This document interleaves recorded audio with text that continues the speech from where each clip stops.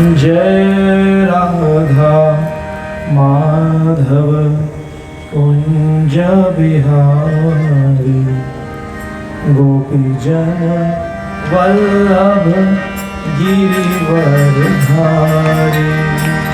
जय राधा माधव कुंज बिहारी गोपी जन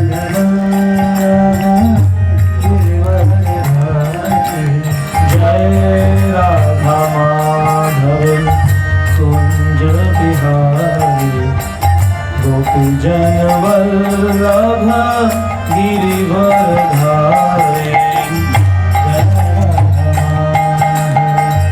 कुंज बिहारी गोपी जन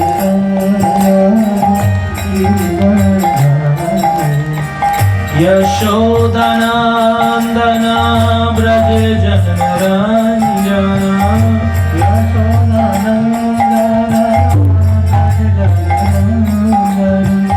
यमुना तीरावन चारी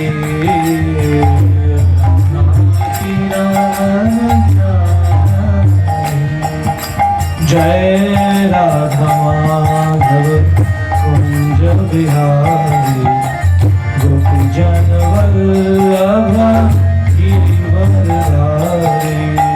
जय राधा कुंज बिहारी गोपी जन वल्लभ गिरिवरधारी। जय राधा माधव कुंज बिहारी गोपी जन वल्लभ गिरिवरधारी। जय राधा माधव कुंज बिहारी गोपी जन वल्लभ गिरिवरधारी। यशोदनंदन ब्रज जनरंजन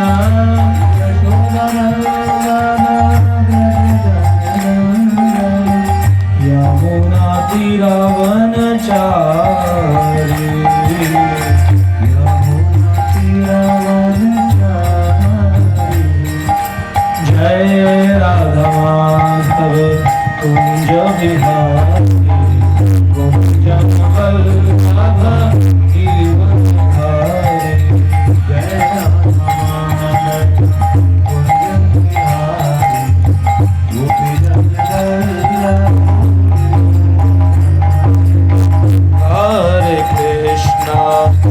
हरे कृष्णा कृष्णा कृष्णा हरे हरे हरे राम राम राम हरे हरे।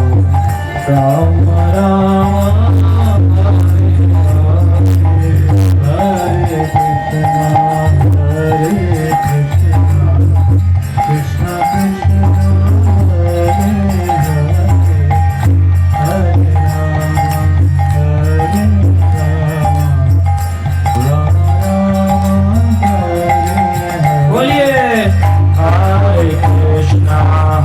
हरे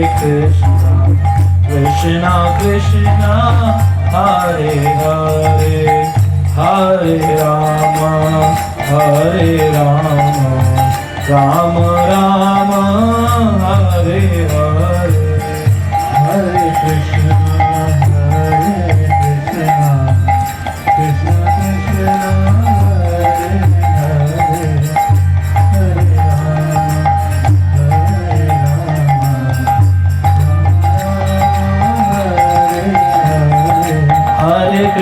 हरे कृष्णा कृष्णा कृष्णा हरे हरे हरे राम राम राम हरे हरे।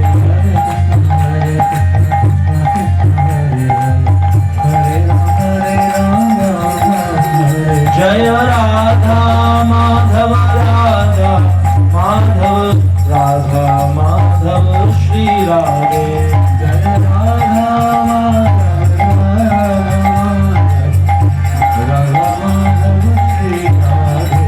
जय राधा गोविंद राधा गोविंद राधा गोविंद श्री राधे।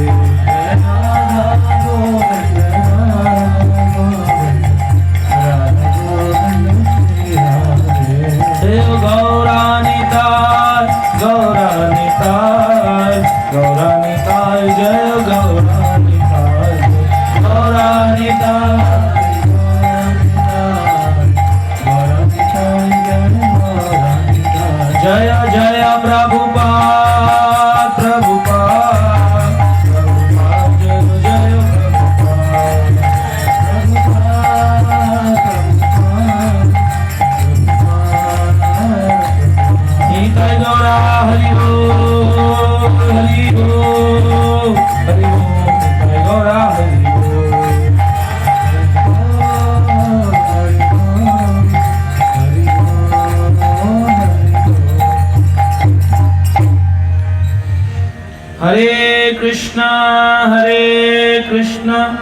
कृष्ण कृष्ण हरे हरे, हरे राम राम राम हरे हरे।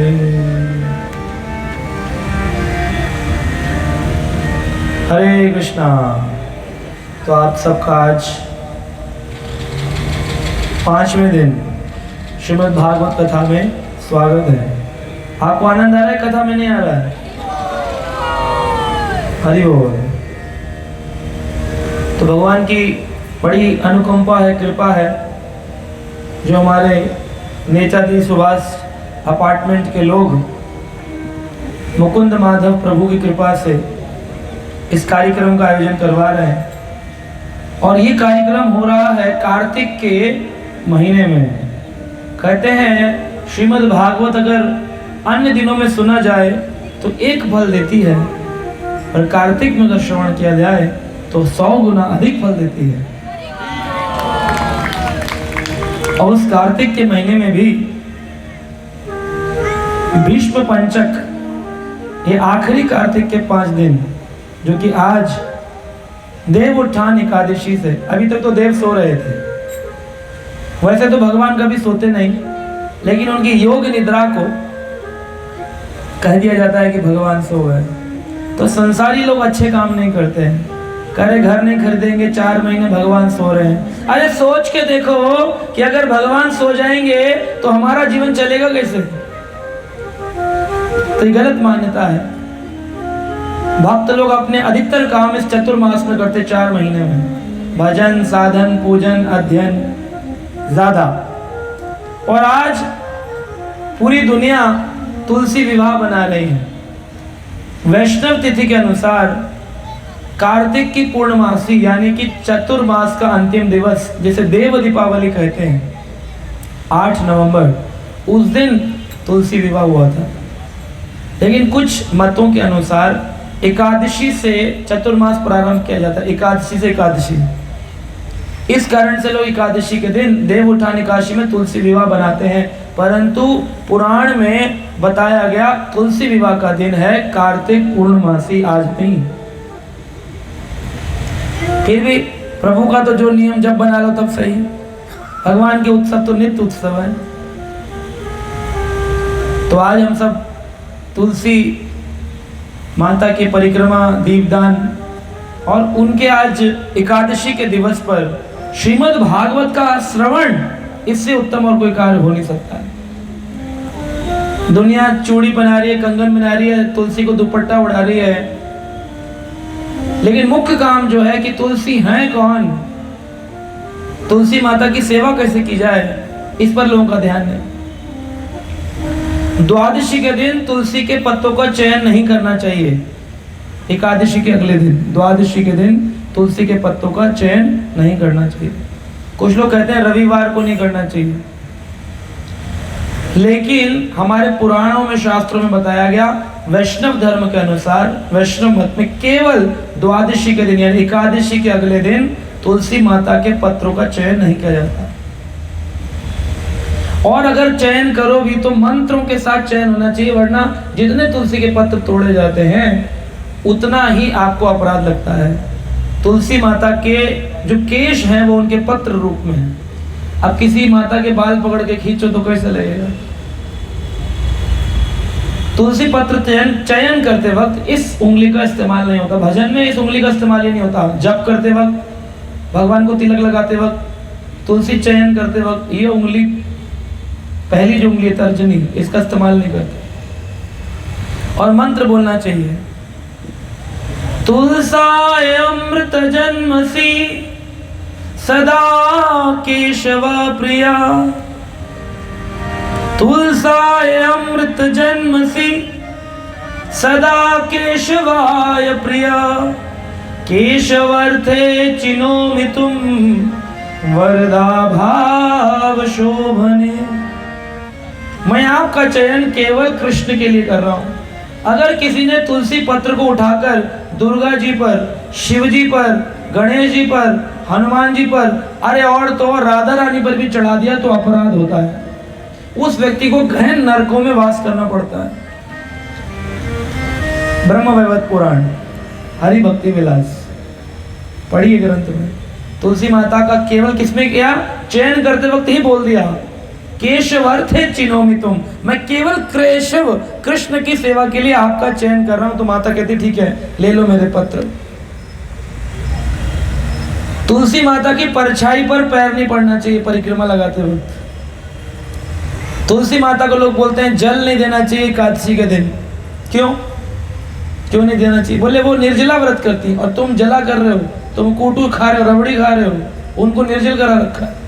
अगर आप निर्जल करते हैं तो तुलसी माता भी निर्जल करेंगी, लेकिन अगर आप सफला कर रहे हैं, सजला कर रहे हैं, तो फिर आपको क्या करना पड़ेगा, इस व्रत को फिर आपको नियम पालन नहीं करना है। फिर आपको तुलसी माता को जल पिलाना है रोज, चाहे द्वादशी हो, एकादशी हो, रविवार हो, इतवार हो, सोमवार हो, कुछ भी हो। आप प्यासे रह सकते हो एक दिन। निर्जला एकादशी में भी लोग पानी पी लेते हैं, और तुलसी को प्यासा रखा है क्योंकि आप उसे पौधा मान रहे हो, देवी मान ही नहीं रहे। वृंदाय तुलसी देवाय प्रियाय केशवस्य च कृष्ण भक्ति पदे देवी सत्वतै नमो नमः। अगर कृष्ण भक्ति चाहिए तो अपने घर में तुलसी का पौधा लगाओ और तुलसी का वन बनाओ। एक से अधिक पौधे अगर घर में हैं तो उस घर को वृंदावन कहा जाता है।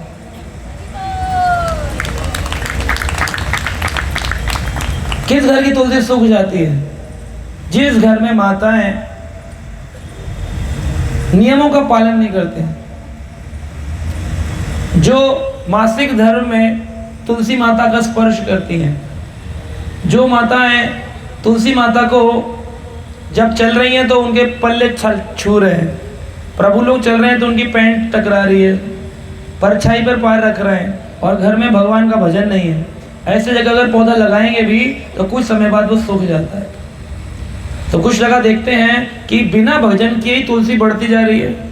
अरे इनके घर तो भजन नहीं होता, तुलसी का बहुत बड़ा गहरा वन है, बहुत झाड़ ही झाड़ है तुलसी माता का। तो वो तुलसी पूजनीय नहीं होती है, वो वन तुलसी होती है, जंगली तुलसी, उसमें सुगंध नहीं होती। और वन तुलसी, कई प्रकार की तुलसी हैं, राम तुलसी, श्याम तुलसी, एक तुलसी है वन तुलसी, लोग उसकी चटनी बनाते हैं।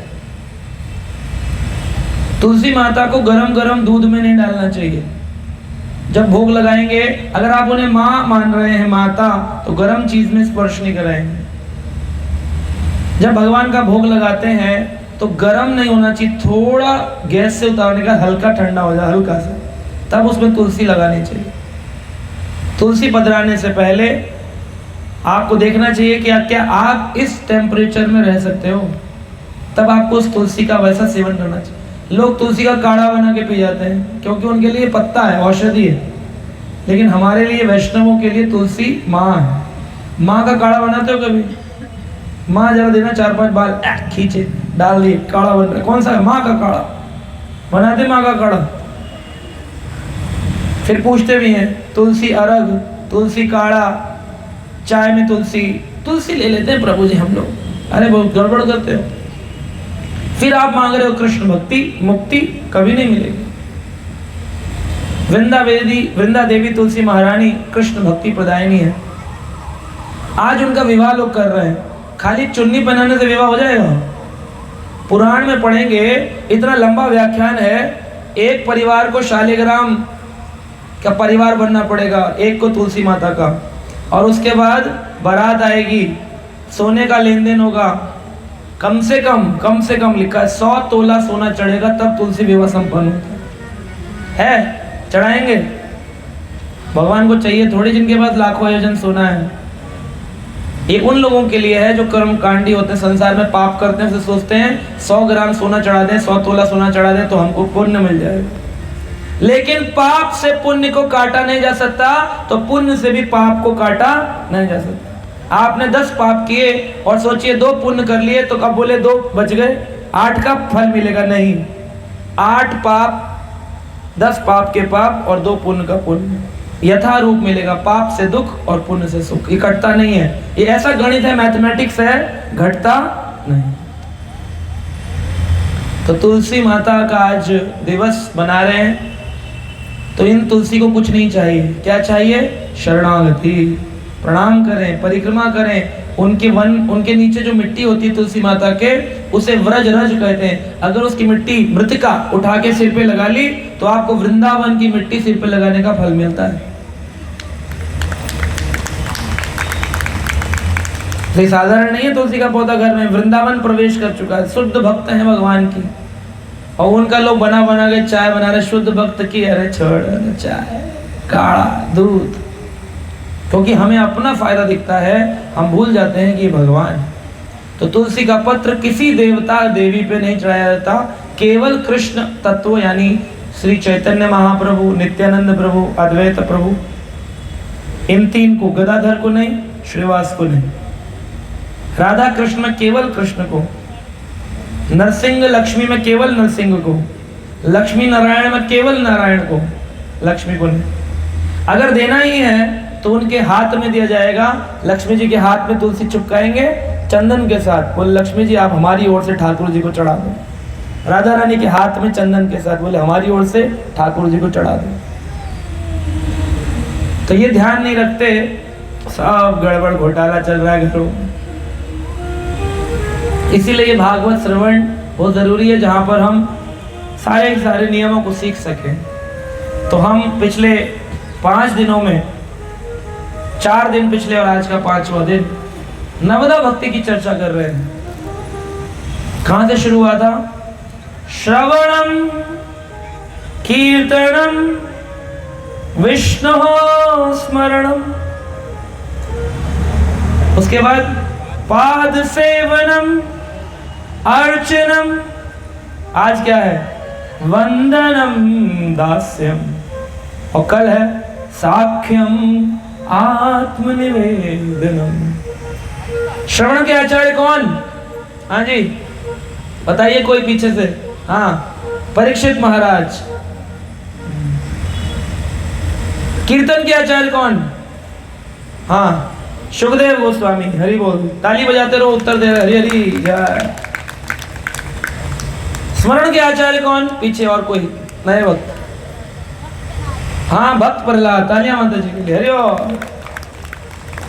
पाद सेवन के आचार्य? हाँ, लक्ष्मी माता, हरि बोल। अर्चनम के आचार्य? पीछे और कोई नया? इधर प्रभु लोग। अर्चन के आचार्य पीछे? हाँ जी, पृथु महाराज, हरि बोल। याद करिए, वरना यही सब 7 दिन चले जाएंगे, उसके बाद वहीं का वहीं रह जाएंगे। जिस लाइट से शुरू है उसी राइड पे यू टर्न मार के आ जाएंगे।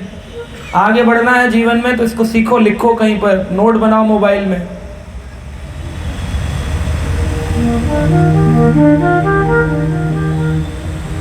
नवदा भक्ति प्रहलाद महाराज ने सिखाई, और प्रभु राम ने भी शबरी माता को नवदा भक्ति का ज्ञान दिया। श्रील रूप गोस्वामी को श्री चैतन्य महाप्रभु ने नवदा भक्ति का ज्ञान दिया, और उस ज्ञान को उन्होंने अपने ग्रंथ भक्ति रसामृत सिंधु में भी संसार को दिया। भगवान राम ने भी शबरी माता को नवदा भक्ति सिखाई। कुछ लोग नवदा भक्ति को 9 देवियों से जोड़ देते हैं। कहते हैं पहली भक्ति शैलपुत्री, दूसरी ब्रह्मचारिणी, तीसरी चंद्रघंटा, चौथी कुशमुंडा, 5वीं स्कंद माता, 6ठी कात्यायनी, 7वीं कालरात्रि, 8वीं महागौरी और 9वीं सिद्धदात्री। लोग बोलते हैं इनकी पूजा करने को नवदा भक्ति कहते हैं, लेकिन ये नवदा भक्ति नहीं है। पता नहीं किसने लिख दिया। सही मायने में नवदा भक्ति क्या है वो आप सीख रहे हैं, और नवदा भक्ति को विस्तार में श्री राम भगवान ने शबरी माता को सिखाया। प्रथम भक्ति साधु कर संगा, दूजी रति मम कथा प्रसंगा, गुरु पद पंकज सेवा तीसरी भक्ति अमान। चौथी भक्ति मम गुणगान करहि कपट तजिगान। मंत्र जाप मम दृढ़ विश्वासा। पंचम भजन सवेद प्रकाशा। छठ दम शील विरत बहु कर्मा। निरत निरंतर सज्जन धर्मा। सातवें सम मोहि मम जग देखा। मोते संत अधिक कर लेखा। आठवें जालाभ संतोषा।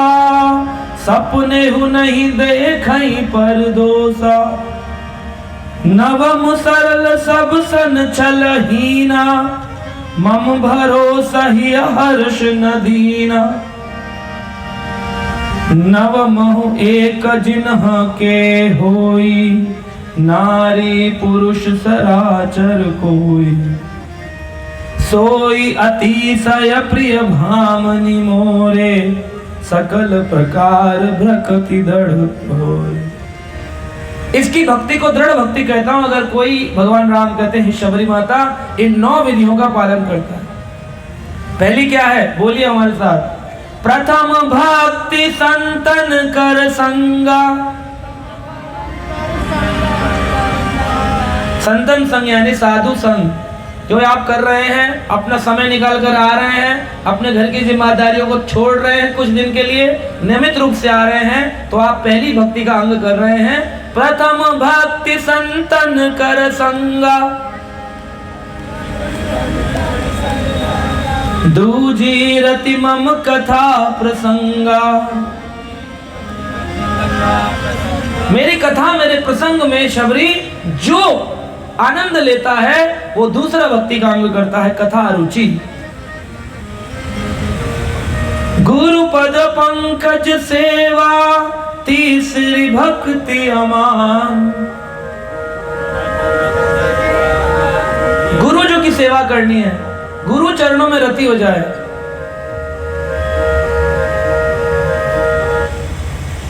गुरु जी की सेवा में रति हो जाए, गुरु जी के चरणों में भाव आ जाए, गुरु चरणों के भाव उत्पन्न हो जाए, तो यह आपने तीसरी भक्ति का अंग कर लिया। यानी कि गुरु सेवा, गुरु दीक्षा, ये भी भक्ति का एक अंग है। चौथी भक्ति मम गुणगान करहि कपट तजिगान। चौथी भक्ति है मेरा प्रचार करना, मेरी कथाओं का गान करना। लेकिन कैसे? करहि कपट तजिगान। कपट को त्याग करके भगवान का भजन करना, गान करना। कपट नहीं होना चाहिए। पांचवी भक्ति मंत्र जाप। पांचवी भक्ति क्या है? मंत्र जाप मम दृढ़ विश्वासा। पंचम भजन सवेद प्रकाशा। सारे वेदों ने बताया पंचम भक्ति है मंत्र जाप। सुन रहे हैं आप? पहली कौन सी है? साधु संग। दूसरी कथा प्रसंग में रुचि। तीसरी गुरु की सेवा, गुरु से दीक्षा। चौथी गुरु का, शास्त्रों का गुणगान। और पांचवी मंत्र जाप मम दृढ़ विश्वासा। मेरा दृढ़ विश्वास हो, मंत्र जाप मुझे प्रभु से मिलाएगा। छठ दम शील विरत बहु कर्मा। निरत निरंतर सज्जन धर्मा। छठ दम शील यानी कि वैराग्य को अपने जीवन में लेके आओ, ये छठी भक्ति का अंग है। शीलवान हो, वैरागी हो, आसक्त ना हो, संसारी पुरुष ना हो, कामी पुरुष ना हो। सातवें सम मोहि मम जग देखा। मोते संत अधिक कर लेखा।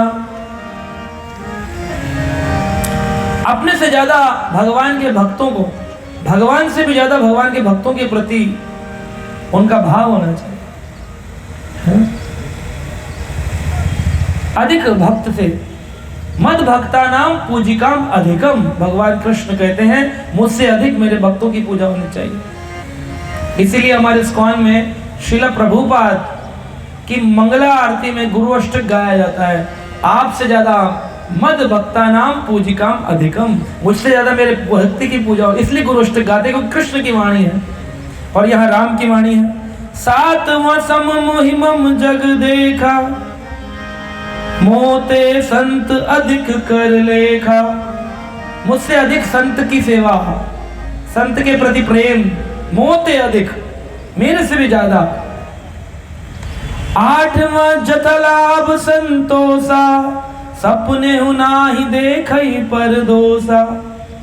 आठवां है पर दोष नहीं देखना, निंदा नहीं करना, नेगेटिव नहीं देखना। कब नहीं देखना? सपना हूं नहीं देखा पर दोषा, सपने में भी नहीं देखना। लोग सामने सामने लिख रहे हैं, पॉइंट भी बना रहे होते, इसमें ये कमी है, लिख रहे होते, सपने में भी नहीं देखना। और जता लाभ संतोषा, जो कुछ मिला है उसी में संतुष्ट होना चाहिए। जता लाभ, कम मिल जाए तो उसमें, ज्यादा मिल जाए तो उसमें। आठवां जता लाभ संतोषा, सपने हूं नाही देखई पर दोषा। और नौवीं, नवम सरल सब सन चलहीना, मम भरोसा ही हर्ष न दीना। नौवां है सरल हो जाए। नौवां क्या है? सरल हो जाए। सरल शब्द का अर्थ क्या है? स से सीता, रा से राम, ला से लक्ष्मण। जिसके हृदय में सीता राम लक्ष्मण बच जाते हैं वो अपने आप में सरल हो जाता है।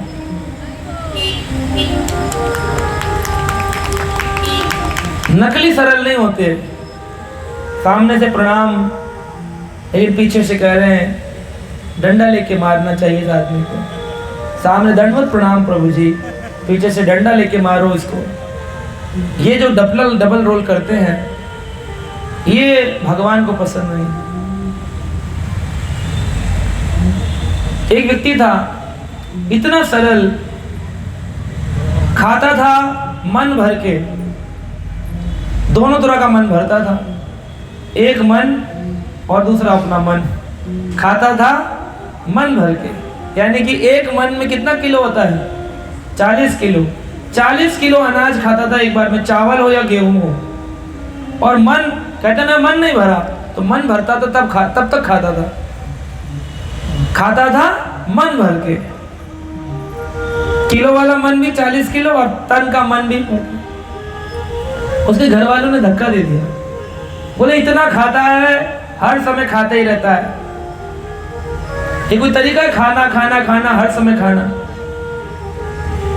जाओ कुछ काम करो। तो मंदिर वाले आते ही हैं, हमेशा कहते हैं आओ हमारे हो जाओ।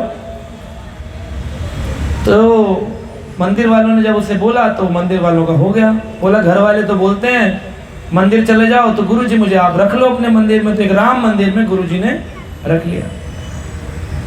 अब गुरुजी के राम मंदिर में वो रहने लगा। गुरुजी से कहता है गुरुजी सेवा आपकी और खाना जो मैं कहूं, सेवा जो आप कहें और खाना जो हम कहें। तो गुरुजी ने कहा कितना खाते हो? बोले मन भर के। गुरुजी बोले हाँ हमारे आश्रम में मन भर के खिलाते हैं, पूरा मन भरेगा तब तक खिलाए। कहे नहीं मन भर के नहीं, मन भर के 40 किलो चाहिए। गुरुजी बोले इतना तो मैं नहीं दे पाऊंगा, आश्रम में जितना आता है उतना ही दे सकते हैं। तो उन्होंने कहा कि ठीक है एक काम करो, हम तुम्हें देंगे, गाय चराने जंगल चले जाया करो और वहां जाके खा लिया करो। कहा ठीक है गुरुजी। अब 40 किलो अनाज भर के गाय की पेट पर रख के ले जाता, जंगल में जाता, खाना खाता चला। एकादशी का दिन आया, इसकी उदर की अग्नि तेज थी, प्रज्वलित थी। बोला गुरुजी हमारा 40 मन। गुरुजी बोले अरे एकादशी के दिन अन्न खाना तो पाप है, अन्न देना भी पाप है, देना भी नहीं चाहिए एकादशी के दिन। अन्न न किसी को दान में दो, न रोटी दो, न रोटी खाओ। उस दिन केवल भजन करो और भजन करवाओ। हरे कृष्णा कृष्ण कृष्ण हरे हरे, हरे राम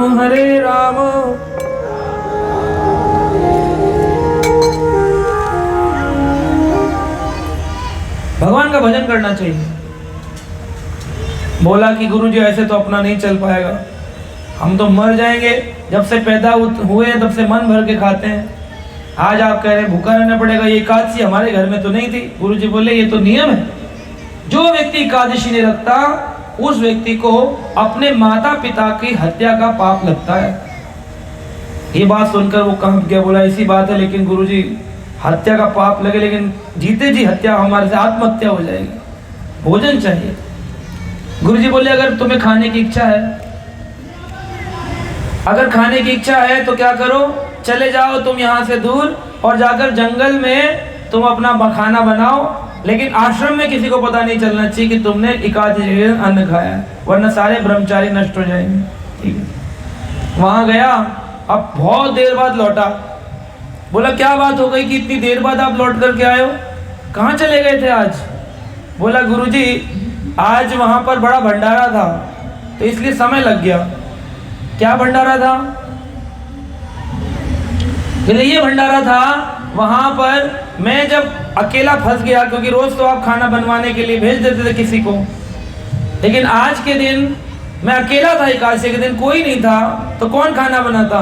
तो मैंने प्रभु राम को पुकारा तो राम जी आ गए।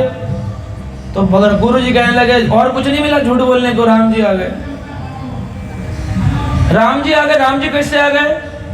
बोले हाँ जी राम जी आए, सीता माता लक्ष्मण हनुमान के साथ आए, अकेले नहीं है। लक्ष्मण जी लकड़ी काट कर लाए, सीता जी ने रसोई बनाई, हनुमान जी ने रसोई परोसी। बोला तू क्या कर रहा था? बोले मैं गाय चराने गया था मैं गाय चरा रहा था, दूध निकाल के लाया, फिर हमने रसोई बनाई, प्रेम से खाया। बोले अन्न खाने से एकादशी में इसका बेड़ा गर्क हो गया, इसका पागल हो गया, मस्तक इसका खराब हो गया, और बड़ा बुरा भला सोचने लग गए। कुछ दिनों बाद गुरुजी को किसी काम से जाना था, गुरुजी आश्रम तीर्थ यात्रा के लिए चले गए। 1 वर्ष बाद आए तो लोगों ने कहा गुरुजी आपका भक्त बड़ा अजीब है, आप इसे मंदिर की जिम्मेदारी दे गए थे और एकादशी के दिन ये मंदिर के पट्टी बंद कर लेता, दुनिया दर्शन करने आती है, ये मंदिर में आने नहीं देता। बोले ऐसा क्यों करते हो भाई? अब वो वापिस आए तो उस दिन एकादशी थी, और गुरुजी खटखटा रहे, खोलो खोलो, 1 साल बाद लौटा हूं, मेरा आश्रम का दरवाजा खोलो, और ये खोल नहीं रहा। अरे रामदास खोलो। अब खिड़की में से गुरुजी ने देखने की कोशिश की, रामदास सो तो नहीं रखा क्या अन्न एकादशी में? और बंद इसलिए कर लेता था क्योंकि गुरुजी की इज्जत है। गुरुजी ने बोला कि किसी को पता ना चले। पहले तो जंगल जाता था, पर आश्रम की जिम्मेदारी मिल गई तो अंदर ही अंदर खाता। तो अंदर बैठ के प्रसाद बन रहा था, क्या देखा गुरुजी ने कि दरबार में से सीताराम लक्ष्मण जो हैं ऑल्टर से उतरकर सीता जी कुकर में अंगीठी में खाना बना रही हैं, और इधर जो है हनुमान लक्ष्मण जी लकड़ी लेकर आए हैं और हनुमान जी उसे परोस रहे। देख देख कर उनके गुरुजी की आंखों से आंसू आ गए कि मैं पूरा जीवन आरती करता रहा, शिक्षा देता रहा, लेकिन ये इतना सरल हृदय है कि भगवान का साक्षात्कार पा गया। नवम सरल सब सन छल हीना, मम भरोसा ही हर्ष न दीना। मेरे पे इतना भरोसा है, सदा भगवान के लिए हर्षित रहता है। सरल हृदय हो तो मिल जाएंगे भगवान। ज्यादा नौटंकी पसंद नहीं है भगवान को। श्रील प्रभुपाद कहते थे हीरोगिरी मत करो, हीरोगिरी करोगे यहीं रह जाओगे। तो भगवान को पाने का तरीका है वंदनम। कहते माथे पे चंदन और जुबान से भगवान का वंदन, ये दोनों ही शीतलता प्रदान करते हैं। भगवान के सामने जब जाओ तो कुछ वंदन करो, कुछ गाओ, कुछ कीर्तन करो, और माथे पर चंदन लगाओगे तो आपके संसारी झगड़े बंद हो जाएंगे। एक तो लोग बोलेंगे अरे साधु है, साध्वी है, भक्त है, तो वैसी कोई लड़ाई नहीं होती, और अगर हो भी जाए तो आप थोड़ा वंदन कर दो। जयपुर के राजा जयसिंह ने जब औरंगजेब हमला कर रहा था पूरे भारत में और मंदिर तोड़े जा रहे थे, तो मंदिरों को कैसे जयपुर ले गए, राधा गोविंद को जयपुर क्यों ले गए? क्योंकि वहां के राजा ने वंदन किया, औरंगजेब को कहा आपसे अच्छा तो राजा कोई हुआ ही नहीं, उसकी तारीफ कर दी तो वो खुश हो गया। बोला अच्छा। सैनिकों से बोला सारी जगह नष्ट कर दो, केवल राजस्थान छोड़ दो, क्योंकि यहाँ के राजा हमारे फेवर के हैं, हमारा गुणगान करते हैं। तो मस्तक पर चंदन और जुबान में वंदन, कभी झगड़ा नहीं होने देगा। तो भगवान का वंदन करना चाहिए। कई लोगों ने, कई आचार्य हैं जिन्होंने वंदन सिखाया। लेकिन सबसे प्रमुख आचार्य हैं वंदन के अक्रूर जी महाराज। अक्रूर जी इस वंदन के आचार्य हैं। कैसे वंदन किया जाए?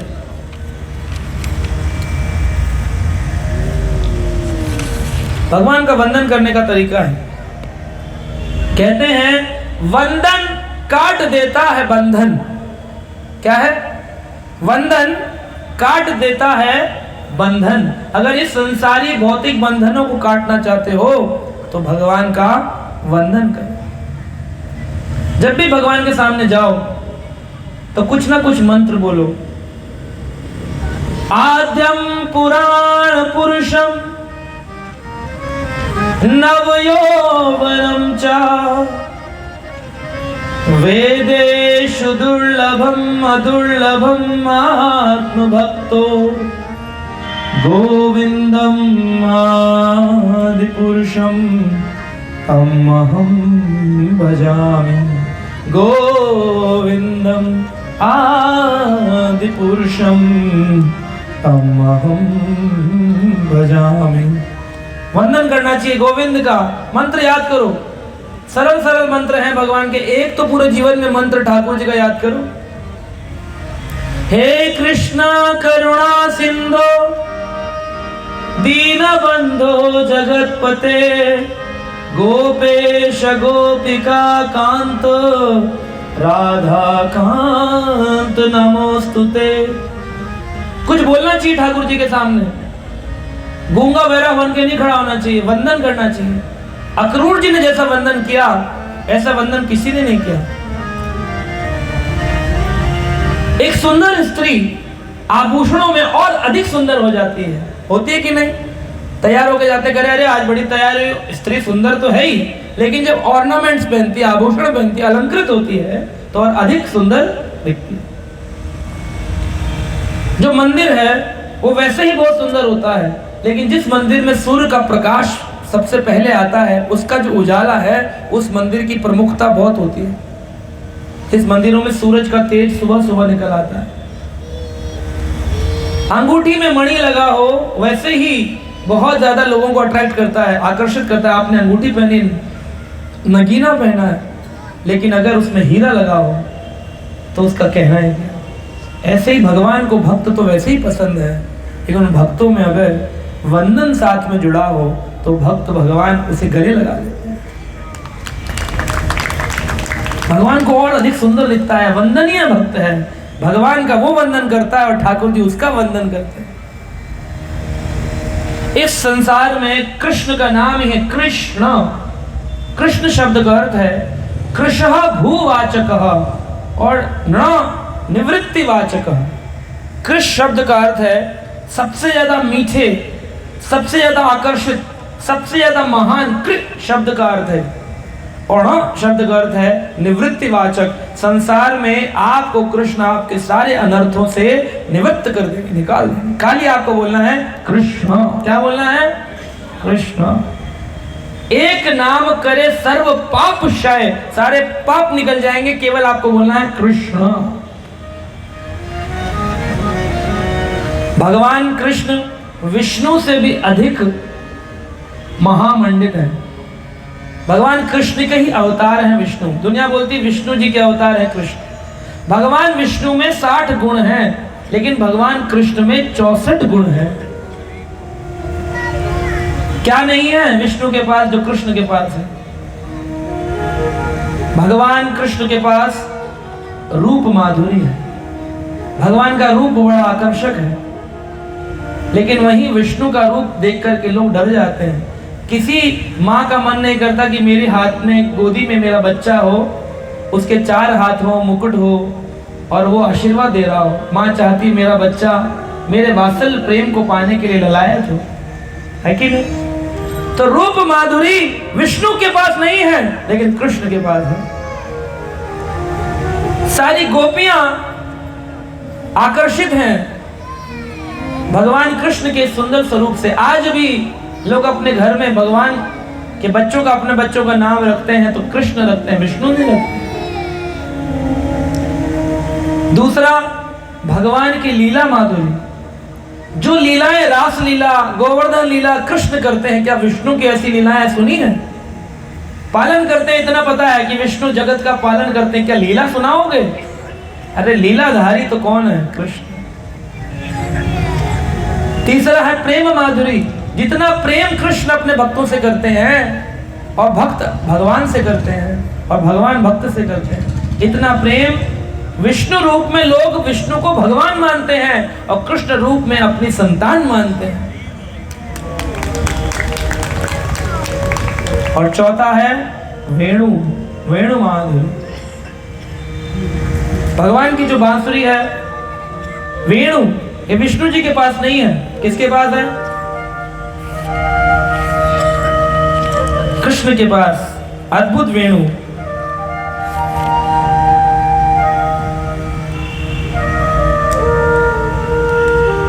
गोपियां कहती हैं, जगन्नाथ अष्टकम आता है शंकराचार्य द्वारा रचित, उसमें कहते हैं भुजे सेव्य वेणुम। ठाकुर जी कृष्ण वो हैं, इस संसार का एक ही भगवान है, सबको ऊपर कृपा करने वाला मुरलीधारी, सुदर्शन चक्रधारी, मुरलीधारी भगवान। वेणु कहती है गोपियां, मैं तुम्हारा धन लूट रही हूं। जिस कृष्ण के अधरामृत का पान गोपियां करना चाहती हैं, कभी कभी उनको मिलता है, पर उनकी वेणु बांसुरी निरंतर ठाकुर जी का अधरामृत पान करती है। गोपियां कहती हैं एक ही तरीका है, इस सौते को, सौतेली होती है ना, सौतेली स्त्री, इस सौत को हमारे आगे से हटाने का एक ही तरीका है, किसी दिन कृष्ण की बांसुरी ले लो और तोड़ करके दो काट करके फेंक दो, तब जाएगी, वरना ये जाने वाली नहीं है। जब देखो कृष्ण अपनी कमर में घुसाए चलते हैं और रात दिन मुंह के ऊपर लगा के बजाते रहते हैं। गोपियां कहती हैं नाम तो रखा है कृष्ण गोपीनाथ, अगर तुम मुरली से इतना प्रेम करते हो, वेणु से, तो तुम्हारा नाम वेणुनाथ, मुरलीनाथ प्रसिद्ध होना चाहिए, नाम गोपीनाथ। और गोपियों को टाइम नहीं दे रहे हो, रह रहे हो मुरली और वेणु के साथ। ये कन्वर्सेशन है, विवाद, पर प्रेम विवाद है, झगड़ा नहीं है। गोपियां कहती हैं कृष्ण इतने शक्तिशाली हैं, गिरिराजधारी, गिरिराज को धारण कर सकते हैं, जिसकी परिक्रमा लगाने में आदमी थक जाता है 7 कोस 21 किलोमीटर। तो कृष्ण उस गोवर्धन को सीधा खड़े होकर उठाए, देखा होगा गोवर्धन का मूर्ति लोग घर में बनाते, सीधे खड़े हैं। उस गोवर्धन के भार से कृष्ण नहीं झुके, लेकिन जब ये वेणु को उठाते हैं तो उनकी गर्दन, कमर, पैर सब टेढ़ा मेढ़ा कर डालती है, इतना भार है इसके अंदर। तो राधा रानी जब सुनती हैं कि मेरी गोपियों को इस वेणु से द्वेष हो गया, इसे द्वेष हो रहा है, जलन की भावना है, तो राधा रानी एडवोकेसी करती हैं वेणु की। वो कहती हैं इसने 3 प्रकार के तप किए हैं, 3 तपस्याओं के कारण आज वेणु कृष्ण का अधरामृत पान निरंतर प्राप्त कर रही है। पहला, अपने बांस रूपी वंश को इसने त्यागा, अपने पिता का घर, अपने भाई का घर, और कभी पुनः मिलने नहीं जाती। औरतें जाती हैं हर महीने मायके, हर महीने जाएंगी तो 6 महीने में जाएंगी, 6 महीने में नहीं जाएंगी तो 1 साल में तो जाएंगी। पर वेणु एक बार कृष्ण की हुई तो दोबारा अपने परिवार बांस को मिलने नहीं, एक बार निकले तो कभी नहीं। ये तपस्या है, अपने परिवार का त्याग। दूसरा तप किया, जब निकाल के लाए तो उसको सुखाया गया, सूखी बांस होना चाहिए, गीला बांस में बांसुरी नहीं बनती है, सुखाया, धूप में तपाया गया। और तीसरी तपस्या, गरम लोहे से उसकी छाती पर 7 छिद्र किए, 7 सरगम, सा रे ग म प ध नि सा, 7 सुर बनाए, छिद्र बनाए।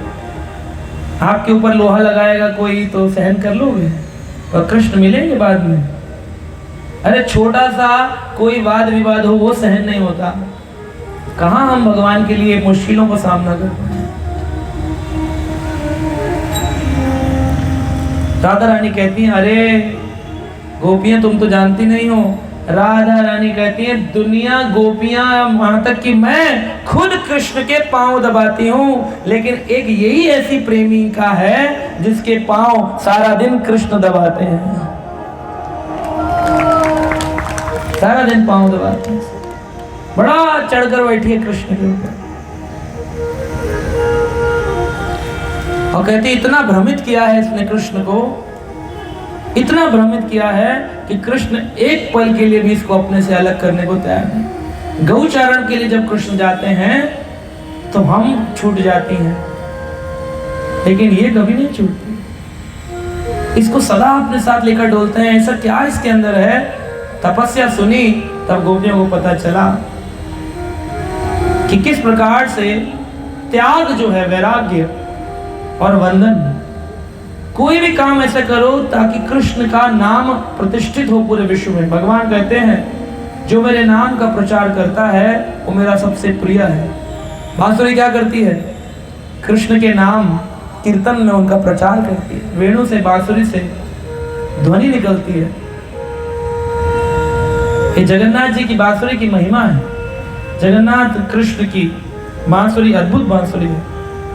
ये चार गुण, वेणु माधुरी, रूप माधुरी, प्रेम माधुरी और लीला माधुरी, ये विष्णु में नहीं मिलते हैं, इसलिए विष्णु से कृष्ण नहीं आते हैं। कृष्ण 64 सर्वगुण संपन्न, सर्वगुण खान, रसराज कृष्ण, उनसे निकलते हैं सहस्त्र विष्णु और राधा रानी से निकलती हैं सहस्त्र लक्ष्मियां। दुनिया एक लक्ष्मी नारायण को जानती है, भागवत के सृष्टि प्रसंग में हजारों लक्ष्मी और हजारों विष्णु की चर्चा है। गर्भोदक्षाय विष्णु, करुणोदक्षाय विष्णु, क्षीरोदक्षाय विष्णु, संकर्षण, प्रद्युम्न, अनिरुद्ध, वासुदेव, कितने विष्णु? नारायण, महाविष्णु, महासंकर्षण, सदाशिव, विष्णु ही विष्णु है, लेकिन कृष्ण एक है, एक है कृष्ण। वेणुं क्वांतम अरविंद दालताक्षम, सदा वेणु बजाते हैं। वेणुं क्वांतम अरविंद दालताक्षम, और उनकी आंखें कमल पंखुड़ियों के समान है कृष्ण। तो ऐसे प्रभु के सामने जब जाओ तो क्या करना चाहिए? कीर्तन, कुछ वंदन, कुछ श्लोक, कुछ याद करो। जिस प्रकार अक्रूर जी महाराज प्रसिद्ध हैं भगवान का नाम गायन करने के लिए। देखिए बताया गया है अक्रूर जी क्या स्तुति करते हैं भगवान की। न तो अस्मि अहम त्वाखिल हेतु हेतुम नारायणं पुरुषं आद्यं अव्ययम् यन्नाभिजातात् अरविंद कोशात् ब्रह्मा अविरासिता यत एष लोकः। श्रीमद् भागवतम 10वां स्कंद 40 अध्याय श्लोक संख्या 30। अक्रूर जी गा रहे हैं, न तो अस्मि अहम त्वाखिल हेतु हेतुम नारायणं पुरुषं आद्यं अव्ययम्। महापुरुष हे कृष्ण नारायण स्वरूप, समस्त कारणों के कारण आप हैं। आप ही से तो ये ब्रह्मांड का अस्तित्व प्रकट होता है।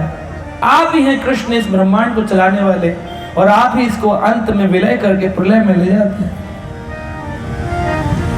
हे गोविंद 10वां स्कंद 40वां अध्याय श्लोक संख्या 1 और 30 अक्रूर जी का प्रार्थना है। पूरा एक अध्याय है 30-40वां अक्रूर जी की स्तुतियां। अक्रूर जी कौन है? अक्रूर जी के बारे में बताया गया। अक्रूर जी श्री कृष्ण भगवान के सगे संबंधी हैं। सफलक और गंधनी नामक उनकी माता थी। सफलक नाम के उनके पिता और गंधनी नाम की उनकी माता। उनके 12 भाई थे और एक बहन। उन 12 भाइयों के अग्रगण्य भाई, सबसे बड़े भाई अक्रूर जी महाराज। इनके 2 पुत्र हुए, देवन और उपदेवा। भगवान कृष्ण के सगे संबंधी हैं। किस रूप से? वृष्णि वंश कहलाता है भगवान कृष्ण के वंश को। क्या कहते हैं? वृष्णि वंश।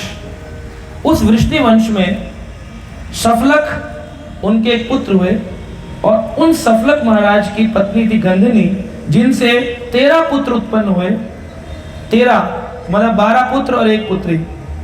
पुत्री का नाम था सुचारा और 12 पुत्रों में असंग, मृदु, गिरी आदि पुत्रों में से अक्रूर सबसे बड़े पुत्र। और उसी वृष्णि वंश में देवनिधि नाम के एक व्यक्ति आए और देवनिधि के पुत्र हुए सूरसेन महाराज, महाराज सूरसेन। इसी वजह से कृष्ण को वृष्णि वंशी भी कहते हैं, शौरी भी कहते हैं। सूरसेन के वंश में आने के कारण शौरी। अगर आपसे कोई गलती हो जाए और आप कहें आई एम सॉरी, तो आपने किसका नाम लिया? कृष्ण का, क्योंकि सूरसेन के वंश में आए तो इनको सौरी कहते हैं। आज भी वृंदावन के पास एक स्थान है बटेश्वर, जो वासुदेव जी का गांव था। उसी गांव के पास एक और गांव है, उसका नाम है सौरीपुर। अभी वो जैन धर्म का मोहन केंद्र है, परंतु वो सूरसेन जी की राजधानी थी सौरीपुर। इसलिए अगर आप सौरी कहते हैं तो सौरी मतलब सूर के वंश में आने वाले कृष्ण। सौरी कहने से कृष्ण का नाम चिंतन होता है। सौरी मतलब कृष्ण। तो सूरसेन जी का विवाह हुआ मरीसा नाम की स्त्री से और उनसे 10 पुत्र हुए, जिसमें से सबसे बड़े वसुदेव महाराज। वसुदेव जी का विवाह हुआ 13 पत्नियों से, जिसमें देवकी से भी विवाह हुआ और देवकी से 8 पुत्र हुए, जिसमें से एक बलराम रोहिणी की गर्भ में स्थानांतरित कर दिए गए। 6 पुत्र कंस के द्वारा मारे गए और 8वें नंबर पे भगवान श्री कृष्ण। भगवान कृष्ण का अवतरण हुआ जेल में, कैद में। उस असुर कंस ने बंद करके रखा था और कृष्ण के जन्म जब हुआ और लेकर के वसुदेव जी चले, सारे बंधन खुल गए। कहते जो ही कृष्ण आपके हाथ में, आपके जीवन में आएंगे, सारे बेड़ियां, सारे बंधन स्वतः ही अपने आप ही खुल जाएंगे। इसलिए भगवान का नाम कीर्तन, उनका भजन सदा करते रहना चाहिए। कृष्णा जिनका नाम है, गोकुल जिनका धाम है, ऐसे श्री भगवान को मेरा बारंबार प्रणाम है। कृष्णा जिनका नाम है, गोकुल जिनका धाम है। हाँ, कृष्णा जिनका नाम है, गोकुल जिनका धाम है, ऐसे श्री भगवान को मेरा बारंबार प्रणाम है। ऐसे श्री भगवान को मेरा बारंबार प्रणाम। बोलो, ऐसे श्री भगवान को मेरा बारंबार प्रणाम है। ऐसे श्री भगवान को मेरा बारंबार प्रणाम है। यशोदा जिनकी मैया है, नंद जी बापैया है। यशोदा जिनकी मैया है, नंद जी बापैया है। हाँ, यशोदा जिनकी मैया है, नंद जी बापैया है। यशोदा जिनकी मैया है, नंद जी बापैया है। हाँ, ऐसे श्री गोपाल को मेरा बारंबार प्रणाम है। ऐसे श्री गोपाल को मेरा बारंबार, बोलो बोलो, ऐसे श्री गोपाल को मेरा बारंबार प्रणाम। वंदन है, ये वंदन के आचार है। वंदन करो, भगवान की स्तुति गान। हाँ, कृष्णा जिनका नाम है, गोकुल जिनका धाम है। कृष्णा जिनका नाम है, गोकुल जिनका धाम है। ऐसे श्री भगवान को मेरा बारंबार प्रणाम है। ऐसे श्री भगवान को मेरा बारंबार प्रणाम। भगवान कृष्ण 2 जगह प्रकट हुए। एक तो यशोदा जी के, क्योंकि यशोदा जिनकी मैया है, नंद बपैया है, और देवकी वासुदेव की जेल में भी एक ही काल में रात के 12 बजे 2 जगह कृष्ण उत्पन्न हुए। यशोदा जी के भी, और क्या भेद है, देवकी के विष्णु आए और यशोदा जी के कृष्ण आए, क्योंकि कृष्ण और विष्णु तत्व से समान है। परंतु जब वासुदेव जी कृष्ण को लेके गए तो वहां पर वो वाले विष्णु इन वाले कृष्ण में समाहित हो गए, मर्ज हो गए। राधा जिनकी छाया है, अद्भुत जिनकी माया है, राधा जिनकी छाया है, अद्भुत जिनकी माया है। ओ राधा जिनकी छाया है, अद्भुत जिनकी माया है, राधा जिनकी छाया है, अद्भुत जिनकी माया है। ऐसे श्री घनश्याम को मेरा बारंबार प्रणाम है। ऐसे श्री घनश्याम को मेरा, आवाज नहीं आई है, जोर से बोलना पड़ेगा। ऐसे श्री घनश्याम को मेरा बारंबार, आपकी बारी है।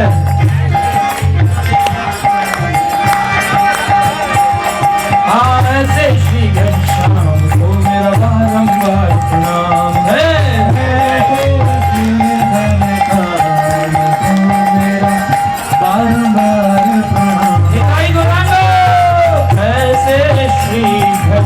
श्याम को मेरा बारंबार प्रणाम है। ऐसे श्री श्याम को मेरा कृष्ण राधे गोविंदा, राधे श्याम।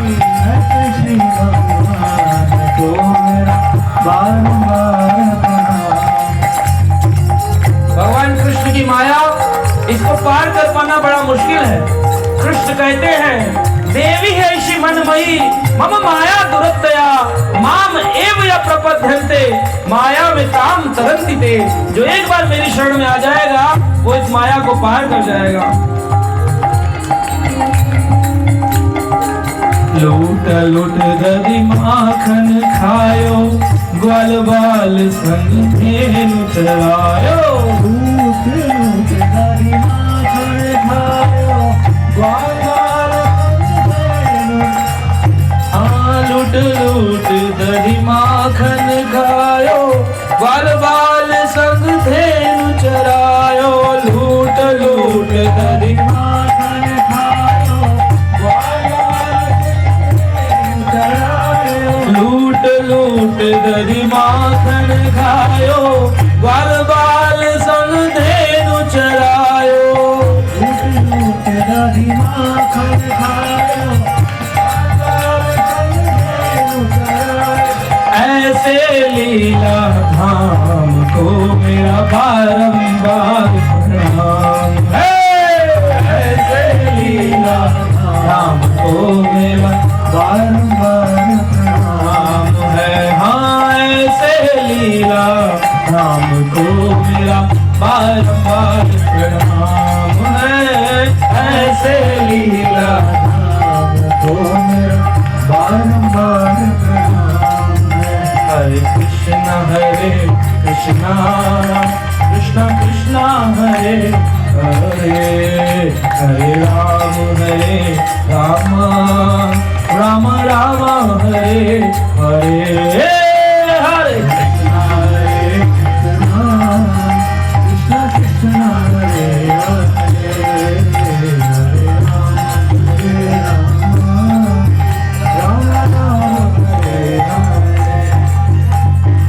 कृष्णा जिनका नाम है, गोकुल जिनका नाम है। कृष्ण जिनका नाम है, गोकुल जिनका नाम है। ऐसे श्री भगवान को मेरा बारंबार प्रणाम है। ऐसे श्री भगवान को मेरा बारंबार प्रणाम है।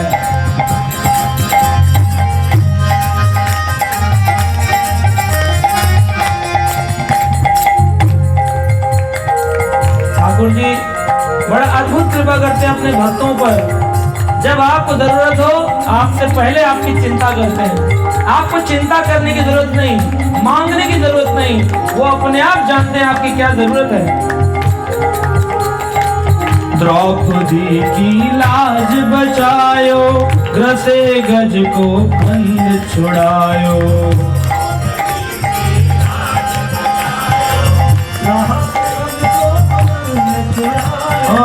ध्रुव सुधा की लाज बचायो, ग्रह से गज को बंद छुड़ायो।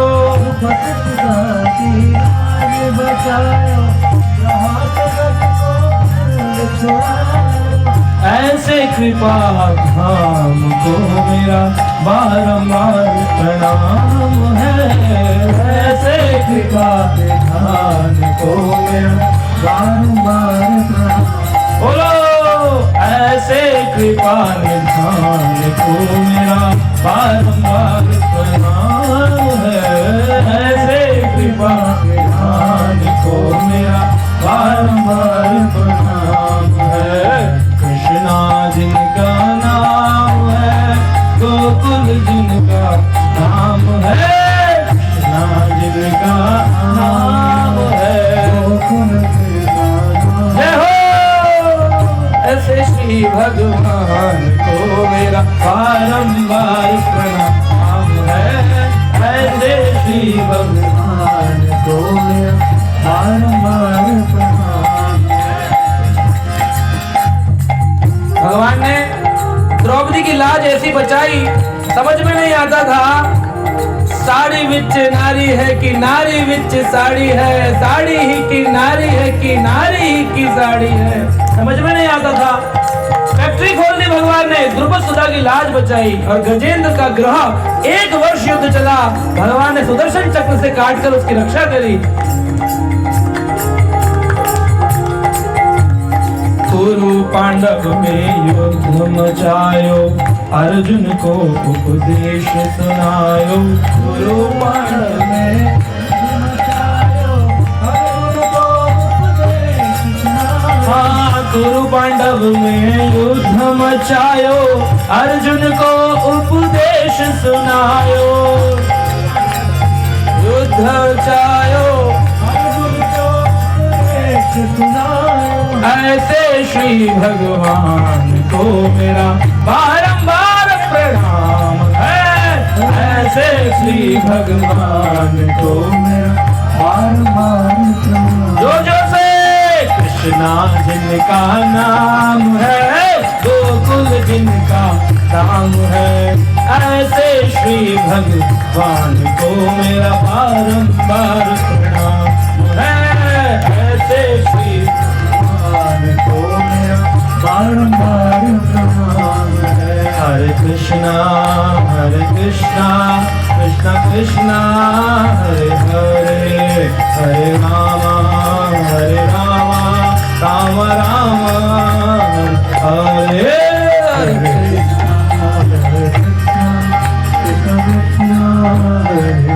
हाथों से मन से वंदन करिए ठाकुर जी का। वंदन के आचार्य अक्रूर जी महाराज। हरे कृष्णा कृष्णा कृष्णा हरे हरे, हरे राम राम राम हरे हरे। कृष्णा कृष्णा कृष्णा हरे हरे, हरे राम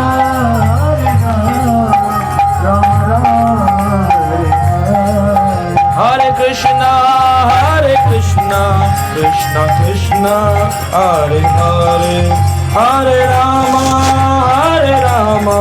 राम राम हरे हरे।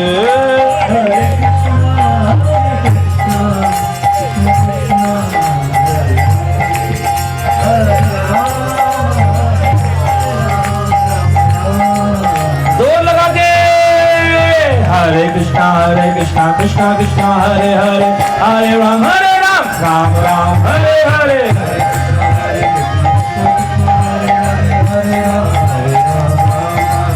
हाँ, हरे कृष्णा कृष्णा कृष्णा हरे हरे, हरे राम राम राम हरे हरे।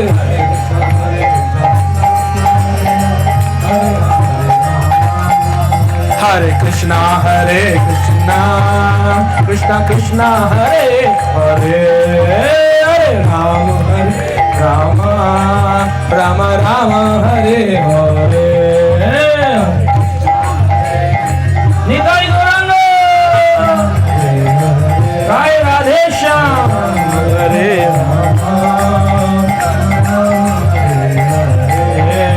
हरे कृष्णा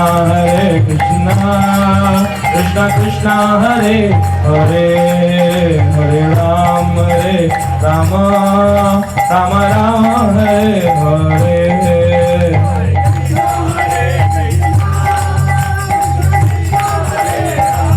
जय श्री राधे राम हरे राम जय राधे श्याम राधे श्याम राधे श्याम जय वृंदावन धाम जय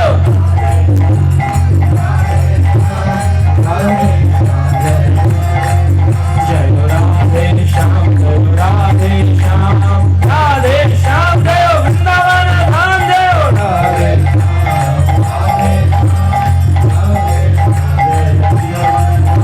जय जय श्री राधे श्याम।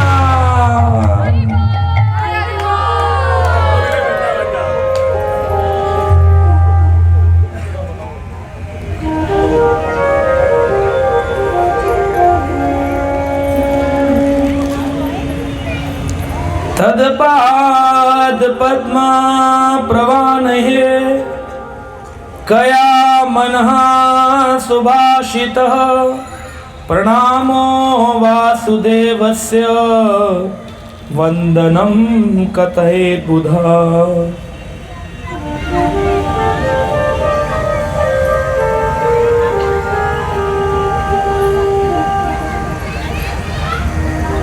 वंदन के आचार्य अक्रूर जी, हमारे एक ग्रंथ है गौड़िया कंठाहार, उसमें वंदन के 3 तरीके बताए हैं। वंदन अगर है उसमें ये 3 चीजें होंगी तो वंदन कहलाएगा, वरना बंधन कहलाएगा। तत्पाद पद्मा प्रवान है काया मनः सुभाषितः प्रणामो वासुदेवस्य वंदनम कथयेत् बुधः। बुद्धिशाली लोगों ने इसको वंदन कहा है, जिसमें 3 चीजें हैं। पहली, तदपाद पद्मा प्रवान है, ठाकुर जी के श्री कृष्ण के चरणों में अत्यधिक प्रीति हो।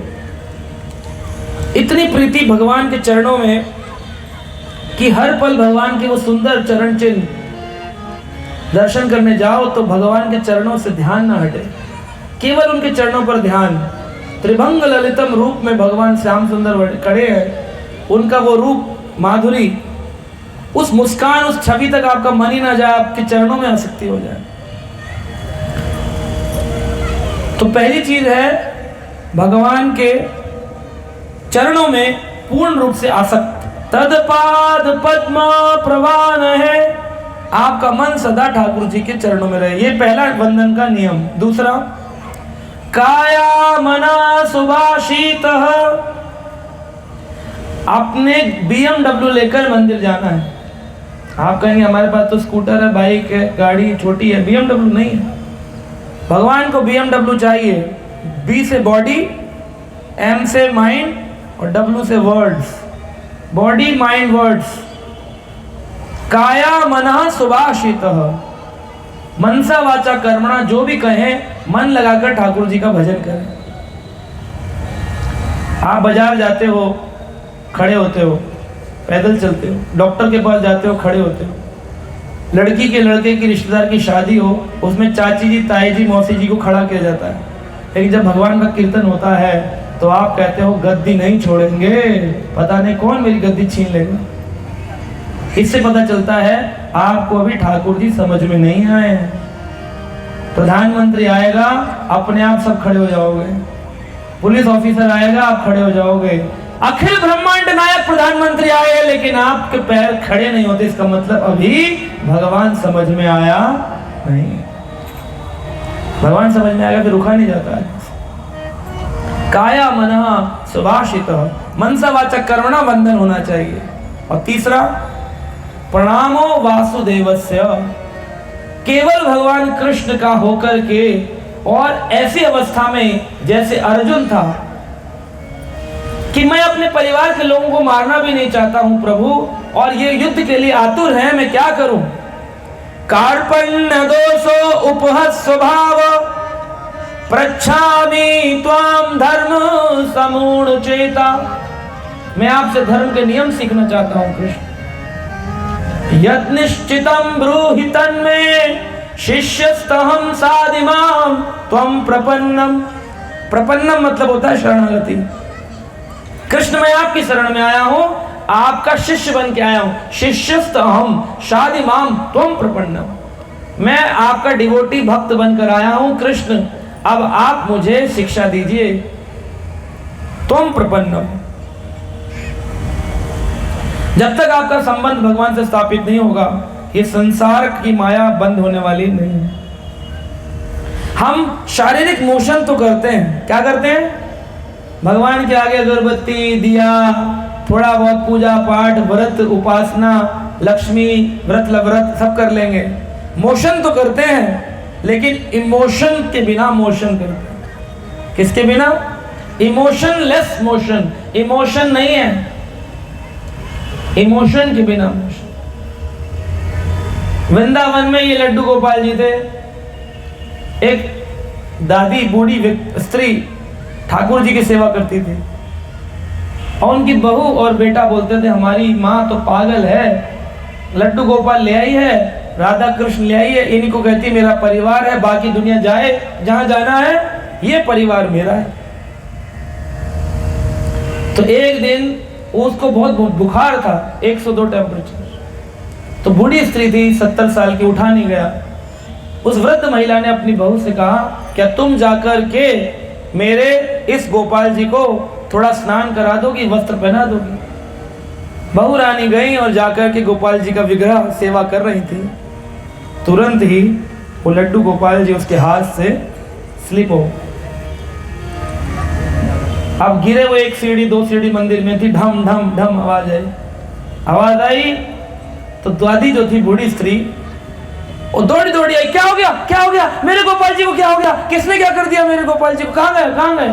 अरे माई कुछ नहीं हुआ, लेट जाओ, 102 बुखार है, गोपाल नहीं हो गए, तुमने जीना खराब कर रखा है हमारा। अरे क्या हो गया, गिरी तो गए, कहाँ क्या लग गया, अरे देखो कितना खून निकल आया, उनका कितना खून निकल आया, जाओ डॉक्टर को बुला के लाओ।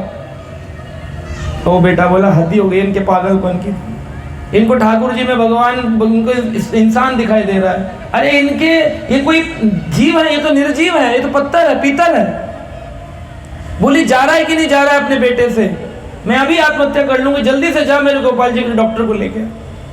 तो ये गया बेटा डॉक्टर के पास, बोला डॉक्टर साहब 500 रुपये फीस आपकी है, मैं 1000 दूंगा, घर चल लो और थोड़ा नाटक कर लेना, स्टेथोस्कोप जो गले में डालते हैं उसको निकाल के थोड़ा गोपाल जी को टच कर देना और कहना हाँ हाँ ठीक है माई ठीक है, मैंने दवाई दे दी है, तो थोड़ा चैन पड़ जाएगा, सो जाएंगी, वरना उछल रही है 102 में, शोर मचा रखा है। डॉक्टर आया स्टेथोस्कोप लेकर के, कहाँ है माई कहाँ है, देखो ना मेरे लाला को क्या हो गया, देखो मेरे कृष्णा को क्या हो गया। स्टेथोस्कोप डॉक्टर ने जैसे ही लगाया पूरा एकदम कांप उठा, स्टेथोस्कोप में आवाज आ रही है, हैरान थे ये कैसे चल रहा है। डॉक्टर बोला माँ ये क्या है, बोली तू क्या समझ रहा था, ये पत्थर है, पीतल है, अरे ये तो मेरे लाला है, मेरा बेटा, वो मेरा काम नहीं करता जो श्याम सुंदर मेरा काम करता। तुझे निर्जीव दिखते हैं, भगवान है। ये भाव प्रणाम वासुदेवस्य पूर्ण शरणागति, ऐसा भाव कि हम कुछ नहीं करते हैं, जो करते हैं कृष्ण कन्हैया करते हैं, हम कुछ नहीं करते हैं, ऐसा भाव। तो मोशन के साथ इमोशन होना चाहिए, कोई भी क्रिया करो उसमें इमोशन हो। कोई भी जमीन है अगर उसमें पुष्प ना हो तो वो बंजर है,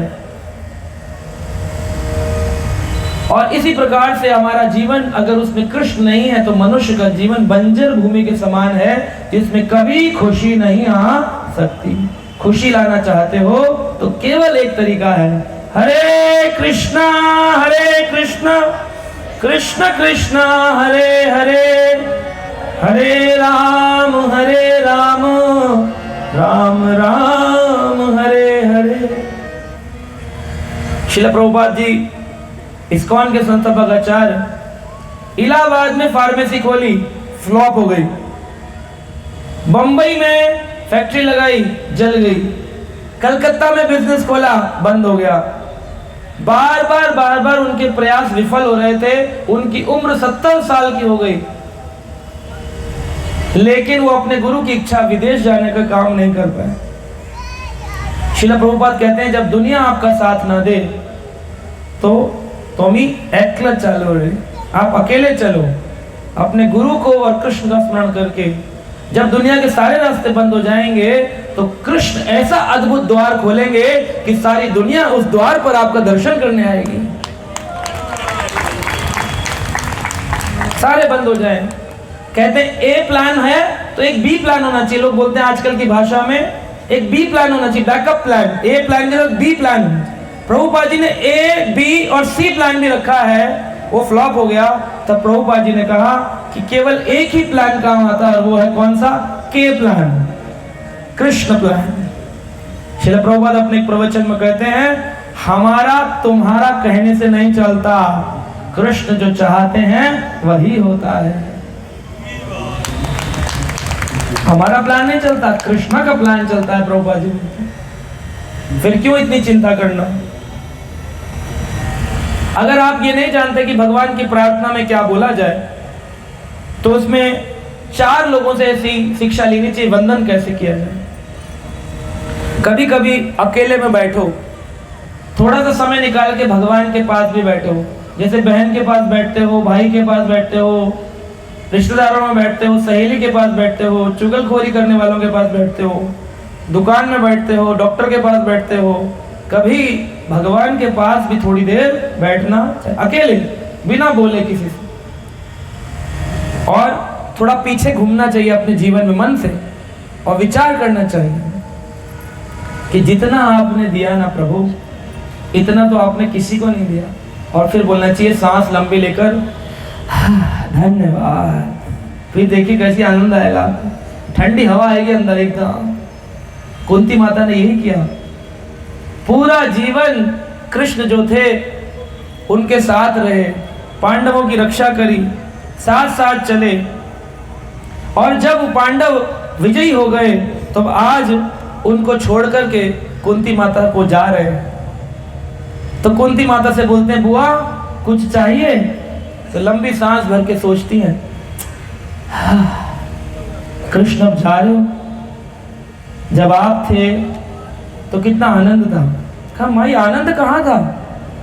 भीम को पानी में फेंक दिया गया, लाक्षागृह में पांडवों को जलाया गया, पांडु महाराज के चले जाने पर तुम्हारे पुत्रों के साथ दुर्व्यवहार किया गया, तुम विधवा स्त्री को घर से निकाल दिया गया, तुम्हारी बहू की चीरहरण किया गया दुशासन के द्वारा, विराट नगर में तुम्हें अज्ञातवास में रहना पड़ा, 12 वर्ष वनवास में रहना पड़ा। बाद में जब निकल कर आए तो मैं शांति दूत बनकर गया, फिर भी दुर्योधन न माना तो महाभारत का युद्ध हुआ। 18 दिन के युद्ध में तुम्हारा सारा परिवार मारा गया। तुम कहते हो कृष्ण आप थे तो सुख था, और अब जा रहा हूं तो दुख हो रहा है। अरे मैं था तो बहुत दुख था।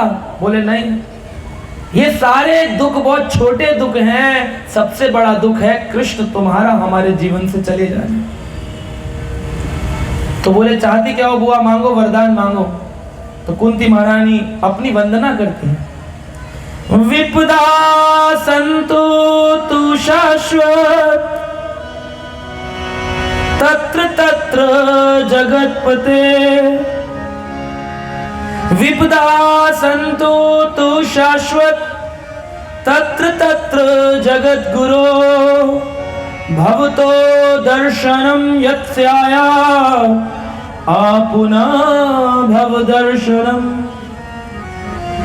क्या मांगा? विपदा संतु तु शाश्वत, क्या दे दो? शाश्वत विपदाएं दे दो। शाश्वत मतलब होता है परमानेंट टेंशन दे दो, लेकिन आप मत जाओ। ऐसे दुख बहुत छोटे हैं क्योंकि आप साथ थे। आज इस राज्य का, इंद्रप्रस्थ का, हस्तिनापुर का राज्य पाकर मेरे पुत्र उतने खुशी नहीं हैं जितने जब आप थे और वो जंगल में थे, वो ज्यादा सुख था। तो इसलिए मुझे क्या दो, भर भर के विपदाएं दो। विपदा संतु तु शाश्वत तत्र तत्र जगत गुरु। हे जगत के गुरु, मेरी प्रार्थना सुनो, मेरा वंदन सुनो, कृपया कर मुझे परमानेंट प्रॉब्लम दे दो। क्यों? क्यों? इसलिए नहीं कि प्रॉब्लम अच्छी लगती है, क्योंकि प्रॉब्लम जब भक्तों पर पड़ती है तो कृष्ण आके खड़े हो जाते हैं और कृष्ण का दर्शन पाकर भक्त अपनी प्रॉब्लम भूल जाता है।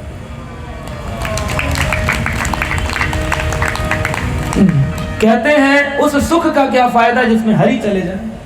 सुख के माथे सिल पड़े, सिल मतलब पत्थर। सुख के माथे सिल पड़े जो हरि हृदय से जाए, बलिहारी दुख आपनो जो पल पल नाम जपाए।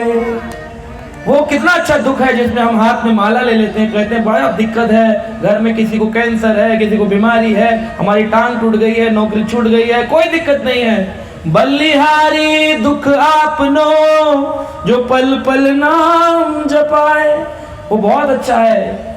उस दुख से सारा पुराना प्रारब्ध कट जाएगा और हरि भी मिल जाएंगे। और हरि जब आएंगे, हरिष्यामि अहम सर्वम, सारे दुखों का हरण कर देंगे। आपको लगेगा दुख में भगवान को क्यों पूजूं? अरे दुख में भगवान को पूजने से एक तो दुख नहीं होता और दूसरा हरि आकर सारे दुखों को दूर कर देते हैं।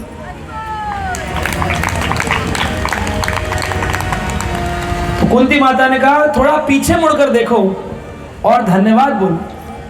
एक काम ये करो, वंदन का एक तरीका। दूसरा, थोड़ा आगे का देखो और भगवान पर विश्वास रखो कि जिस प्रकार प्रहलाद के लिए प्रभु खंबा फाड़ के प्रकट हो गए थे, क्या आपके घर के खंबे से नहीं आ सकते हैं? बोले नहीं प्रभु जी, हमने भर भर के सीमेंट लगाया, हमारे में से नहीं आ सकते। खंबे के अंदर भगवान को चिनाया नहीं था। हिरण्यकश्यप ने की भगवान की फोटो लगा रखी थी। भगवान तो अपने भक्त के लिए उस कण से व्यापकता रूप से प्रकट हो गए अपने भक्त के लिए कि बस मुझे अपने भक्त प्रहलाद की रक्षा करनी।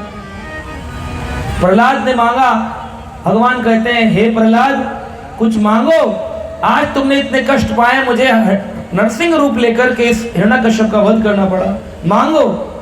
प्रहलाद कहते हैं मांगते तो व्यापारी हैं, हम कोई व्यापारी हैं? अरे हमने भजन कोई मांगने के लिए किया था। बिन मांगे मोती मिले और मांगे मिले न भीख, मांगन से मल ना भरा ये सतगुरु की सीख। बिन मांगे मुझे आप मिल गए, मांग करके लोग भटक रहे, कुछ नहीं मिल रहा, उनके हाथ में 100-200 करोड़ रुपया आ जाएगा, इससे ज्यादा क्या आएगा? अरे वो पैसा तो यही रह जाने वाला है, लेकिन प्रभु मुझे तो आपका संग मिल गया। भगवान बोले फिर भी कुछ तो मांगो। बोले प्रभु जब तक सारे असुर कुल के लोगों का भक्त ना बना दूं तब तक इसी संसार बनो, जाऊं ना। बोले अच्छा यही रहना चाहते हो? बोले हाँ यही रहना चाहते हो, यहां से जाना नहीं चाहते। भगवान बोले और कुछ मांगना चाहते हो? बोले इच्छा तो कोई नहीं, लेकिन आप बार बार कह रहे हो तो ये बताओ, मेरे पिताजी हिरण्यकश्यप, क्या आप इनका उद्धार करेंगे? भगवान हंसने लगे। वो उग्र रूप के नरसिंहा जो सबको फाड़ कर रखने वाले थे, उनकी पत्नी लक्ष्मी भी आकाश में खड़ी थी, शिवजी दूर खड़े थे, ब्रह्मा दूर खड़े थे, इंद्र खड़े थे, लेकिन प्रहलाद दौड़ करके गोदी में चढ़ गए थे।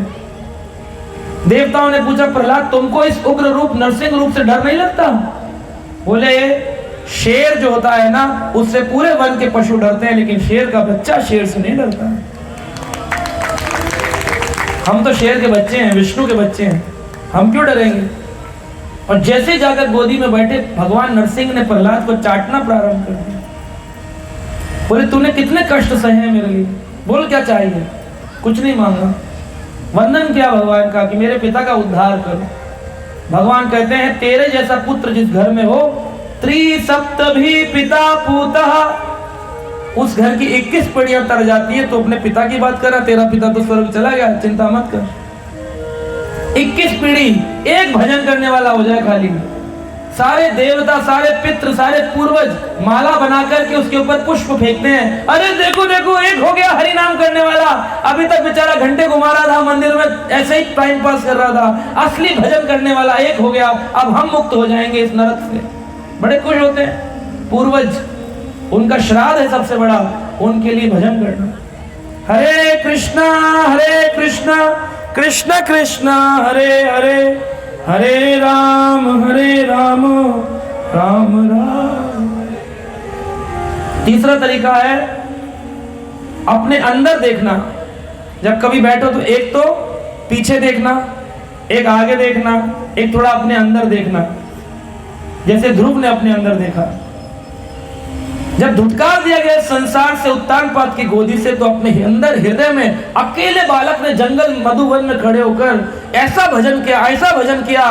भगवान बोले बस कर, कितना भजन करेगा। 6 महीने में भगवान आ गए। क्या हम ऐसा भजन नहीं कर सकते आज? हमारी श्रद्धा नहीं। सारी तकलीफों में ध्रुव ने भजन किया। और चौथा तरीका है थोड़ा चारों तरफ देखा जाए और भगवान की सेवा की जाए, जैसे श्रील प्रभुपाद ने किया। सारा जीवन 70 साल की उम्र तक कोई मदद ना मिलने पर भी इंतजार किया कि एक दिन तो आएगा जब मैं कृष्ण की सेवा करूंगा। श्रील प्रभुपाद जी अमेरिका में थे। एक बस कंडक्टर ने पूछा, स्वामी जी आप विदेश में पहले नए नए लगते हैं, क्या आप बता सकते हैं आपके कितने सेंटर हैं और कितने शिष्य हैं? श्रील प्रभुपाद ने कहा मेरे 108 सेंटर हैं और हजारों शिष्य हैं। तो उसने कहा क्या मुझे आप कार्ड देंगे अपने सेंटर का, मैं आना चाहता हूँ। प्रभुपाद जी ने कहा जैसे ही सेंटर खुलेगा मैं आपको कार्ड दे दूंगा। एक भी सेंटर नहीं था, एक भी शिष्य नहीं था। प्रभुपाद जी ने उस व्यक्ति को पहले ही बोल दिया था कि भगवान ऐसा करें। और जब प्रभुपाद जी 1977 में नित्य लीला प्रविष्ट हुए तो 108 मंदिर थे और 10,000 शिष्य थे। सिर्फ 11 साल में 70 साल के बुजुर्ग लोग साइड में टेंट के पीछे जलेबी खाते रहेंगे, बोले हम कथा सुनने नहीं जाएंगे, ज्यादा तेज बोलेंगे तो हमें हार्ट अटैक ना आ जाए, घर में लेटे रहेंगे। 70 साल की अवस्था में प्रभुपाद इंडिया का वृंदावन भारत का छोड़कर अमेरिका गए। अगर वो न जाते तो ये श्रीमद् भागवत पूरे विश्व को प्राप्त नहीं होता, गीता प्राप्त नहीं होती।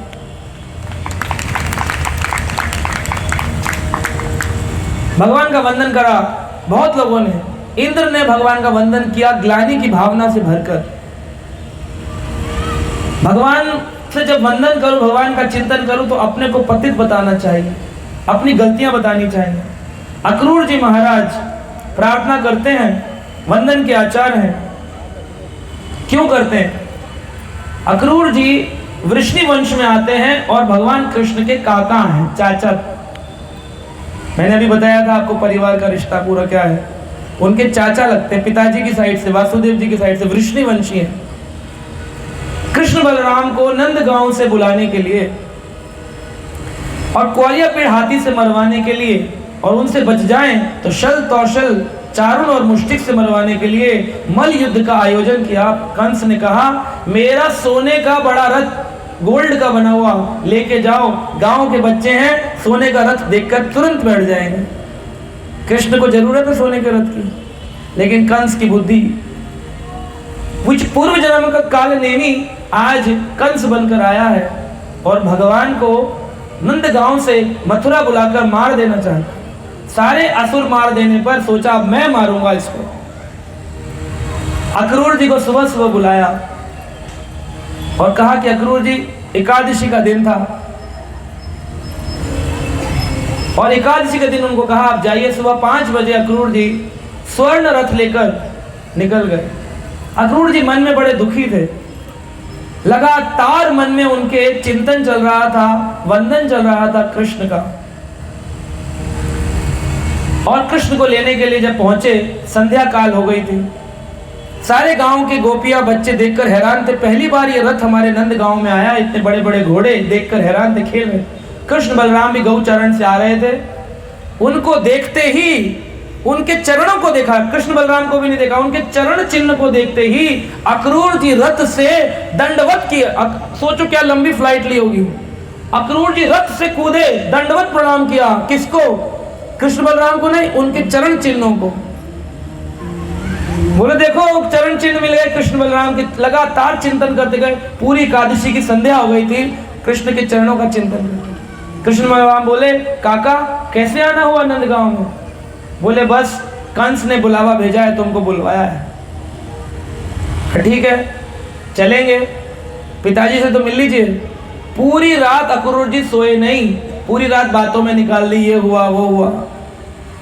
3 बज गए थे। कभी कभी हम लोग भी जब किसी के घर जाते हैं बोले रात हो गई, अब सुबह मंगल आरती कर लेते हैं, सोना क्या। अक्रूर जी पूरी रात चर्चा करते रहे कृष्ण बलराम की, पर अंदर बड़े दुखी थे कि मैं इन लोगों को धोखा दे रहा हूं, इनको मारने के लिए बुलाया है और मैं इनको कह रहा हूं कि तुम्हें आयोजन दिखाने ले जाए। नंद बाबा बोले हम भी चलेंगे, आयोजन ही तो हम भी चलेंगे। बैलगाड़ियों में दूध दही के मक्खन के भांड रखकर कई बैलगाड़ियों में नंद बाबा आदि सुबह सुबह निकल गए मथुरा के लिए। कृष्ण बलराम की आखिरी रथ था जो जा रहा था, सबसे पीछे आखिरी रथ जा रहा था। सारी गोपियां जो थी वो आकर के शरणागत होकर रथ के आगे लेट गए कि कृष्ण हम तुम्हें वृंदावन से जाने नहीं देंगे, तुमने वादा किया था वृंदावनम परित्याजम एकम पदम न गच्छति, मैं एक कदम निकाल कर वृंदावन छोड़कर नहीं जाऊंगा। आप क्यों जा रहे हो? झूठ बोलते थे। भगवान बोले अरे मैं जा कर रहा हूं, मथुरा गया, अभी गया और अभी आया। तो भगवान के एक भक्त थे जिन्होंने, आप गोवर्धन पे दर्शन करते हैं, लोटा बाबा, पूछरी का लोटा, ये उनके मित्र थे। वो इंतजार में कहते हैं मोटा हो गया लौटा। लौटा बाबा क्या हो गया? मोटा हो गया। क्या सोच सोच के? हवा खा खा के कहा था जब तक कृष्ण तुम नहीं आओगे मैं भोजन नहीं खाऊंगा, हवा पे रहूंगा। और कृष्ण आए नहीं, मथुरा चले गए, फिर द्वारका चले गए। लौटा है गो मोटा। कह के गया था बरसों, कह के गया था परसों, पर दिन बीत गए बरसों। रुदन करते थे बैठकर, श्री दामा वट वृक्ष के नीचे रुदन करते थे, कृष्ण आए नहीं। गोपियां नंदगांव में रुदन करती थी, कृष्ण आए नहीं। यशोदा जी नंद भवन में रुदन करती थी, कृष्ण आए नहीं।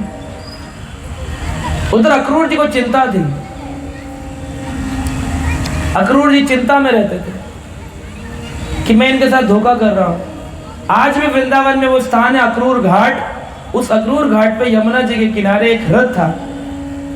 अक्रूर जी बोले पसीना छूट रहा है, अब बस मथुरा आने ही वाला है। अटवाला चुंगी आ गई थी जो अभी है, चुंगी आ गई, अब मथुरा प्रारंभ होने वाला है।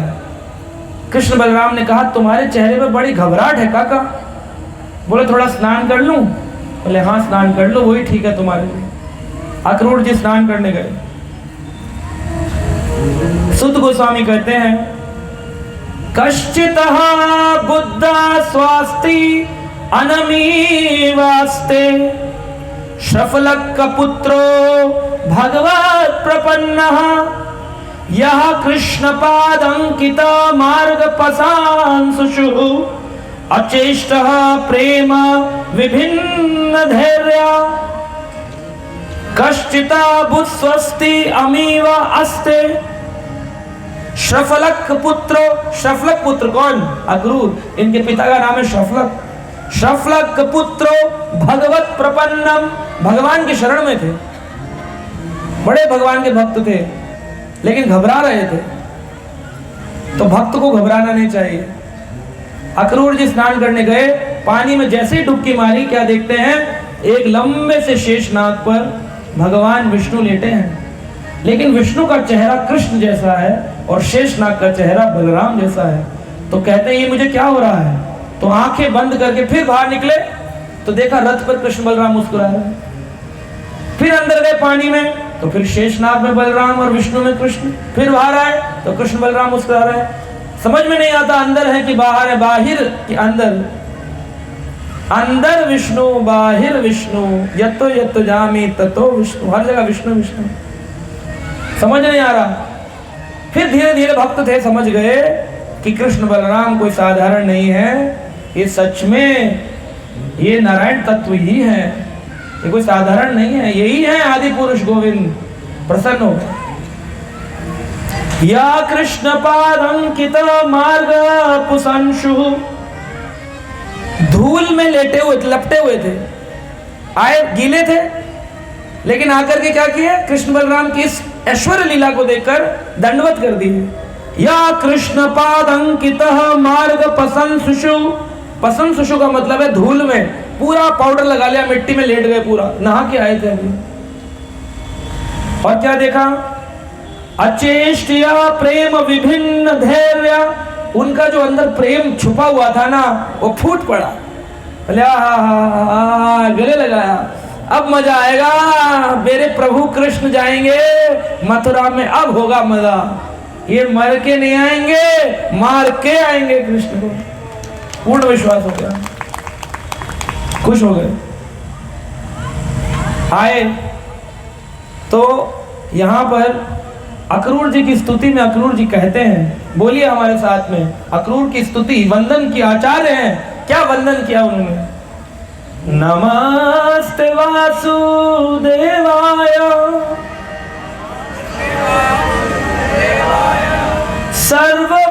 सर्वभूताशयाय च ऋषिक ईश नमस्तुभ्यं प्रपन्नं पाहि मां प्रभो। फिर बोलिए, नमस्ते वासुदेवाय सर्वभूतशयाय च ऋषिक ईश नमस्तुभ्यं प्रपन्नं पाहि मां प्रभो। हे इंद्रियों के स्वामी, मैं आपको पुनः पुनः नमस्कार करता हूँ। आप तो सारे जीवों का निवास है, सर्वभूत शयाय च, सारे के सारे जीवात्माओं के हृदय में आप रहते हैं। ऋषिक ईश नमस्तुभ्यम, सारी इंद्रियों के ईश है, स्वामी हैं आप। ऋषिकेश का हो या ऋषिक ईश का हो, आप तो सारी इंद्रियों के स्वामी ऋषिकेश। नमस्तुभ्यम, हम आपको प्रणाम करते हैं। नमस्ते वासुदेवाय, श्री कृष्ण वंदन के आचार्य हैं और निडर होकर के उन्होंने अपना वंदन किया। इसलिए आचार्य कहते हैं, हमारे कई भजनों में आप देखेंगे आचार्यों ने गाया है किस प्रकार से भगवान का वंदन किया जाए, किस प्रकार से अपने मन को ठाकुर जी में लगाया। भजहु रे मन श्री नंद नंदन अभय चरणारविंद रे। भजहु रे मन श्री नंद नंदन अभय चरणारविंद रे। भजहु रे मन श्री नंद नंदन अभय चरणारविंद रे।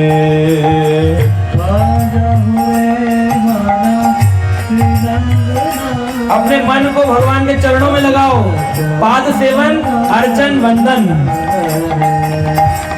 दुर्लभ मानव जन्म सत्संगे,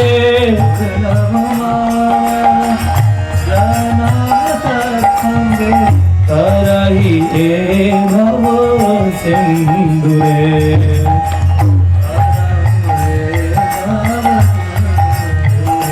हे भजहु रे मन श्री नंद नंदन अभय चरणारविंद।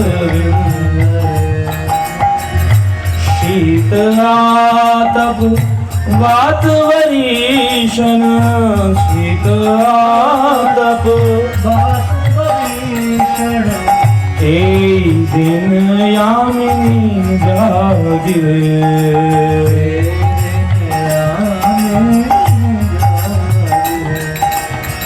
विफल से विनु कृपण दुर्जन वर से बिनो चपल सुख लव लागे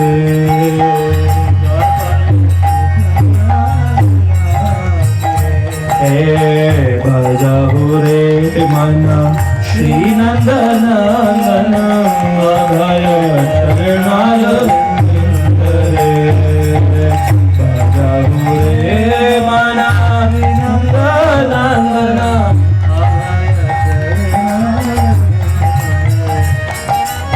कोई भी शीत आए ताप आए लेकिन अपने मन को भगवान के चरण में लगाना इसे बंधन कहते हैं।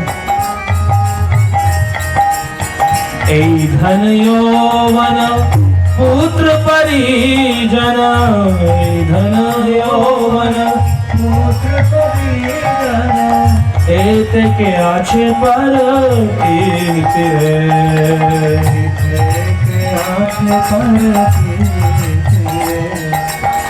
कमल दल जल जीवन टल मल कमल दल जल भजहु हरि पद नीति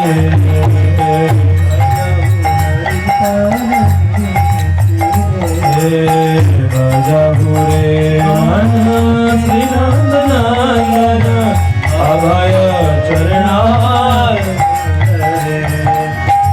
यही धन यौवन पुत्र परिजन ये जितने भी रिश्तेदार परिवार के हैं एक कमल दल के समान हैं।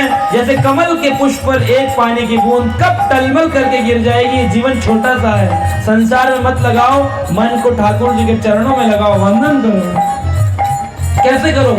भक्ति विनोद ठाकुर नवदा भक्ति बता रहे हैं। श्रवण कीर्तन स्मरण वंदन पाद सेवन दास रे श्रवण कीर्तन स्मरण वंदन पाद सेवन दास रे। हाँ श्रवण कीर्तन स्मरण वंदन पाद सेवन दास रे श्रवण कीर्तन स्मरण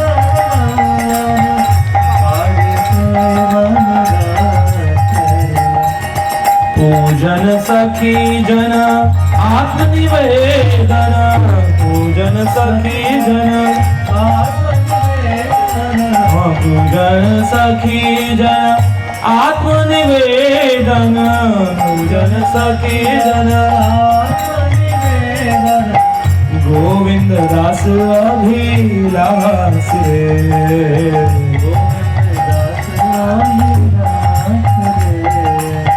गोविंद दास अभिलाष रे बोलिए भजहु रे मन श्री नंदन अभय चरणार बिंद रे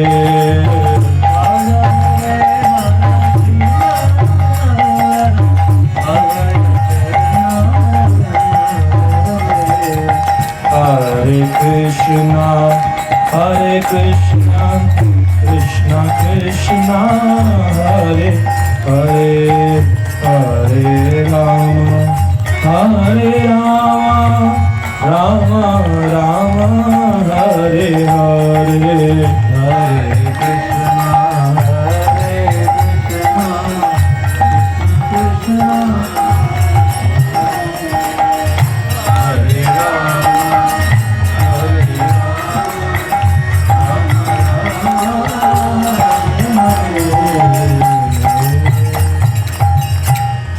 गोविंद दास जी ने ये रचना लिखी है और हमारे आचार्य श्री भक्ति विनोद ठाकुर जी ने इसका व्याख्यान किया और बाद में श्रील प्रभुपाद जी ने इस्कॉन में इस भजन को इंट्रोड्यूस कराया। बहुत सुंदर भजन है कि हमारे मन में सदा नंद नंदन के चरण विराजमान रही वंदन है।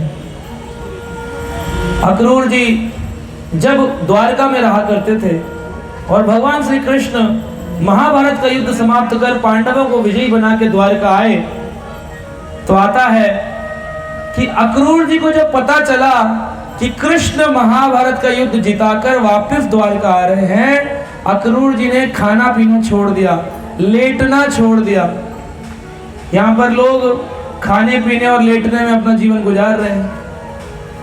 सुनिए, निशम्य प्रेष्ठम आयंतम वासुदेवो महामनः अक्रूरश्च अग्रसेनश्च रामश्च अद्भुत विक्रमम् प्रद्युम्न चारुदेशनश्च सांबो जम्बकीवतः सुतः पृष्ठहर्षावेगोच्चिष्टितः शयनासन भोजनः।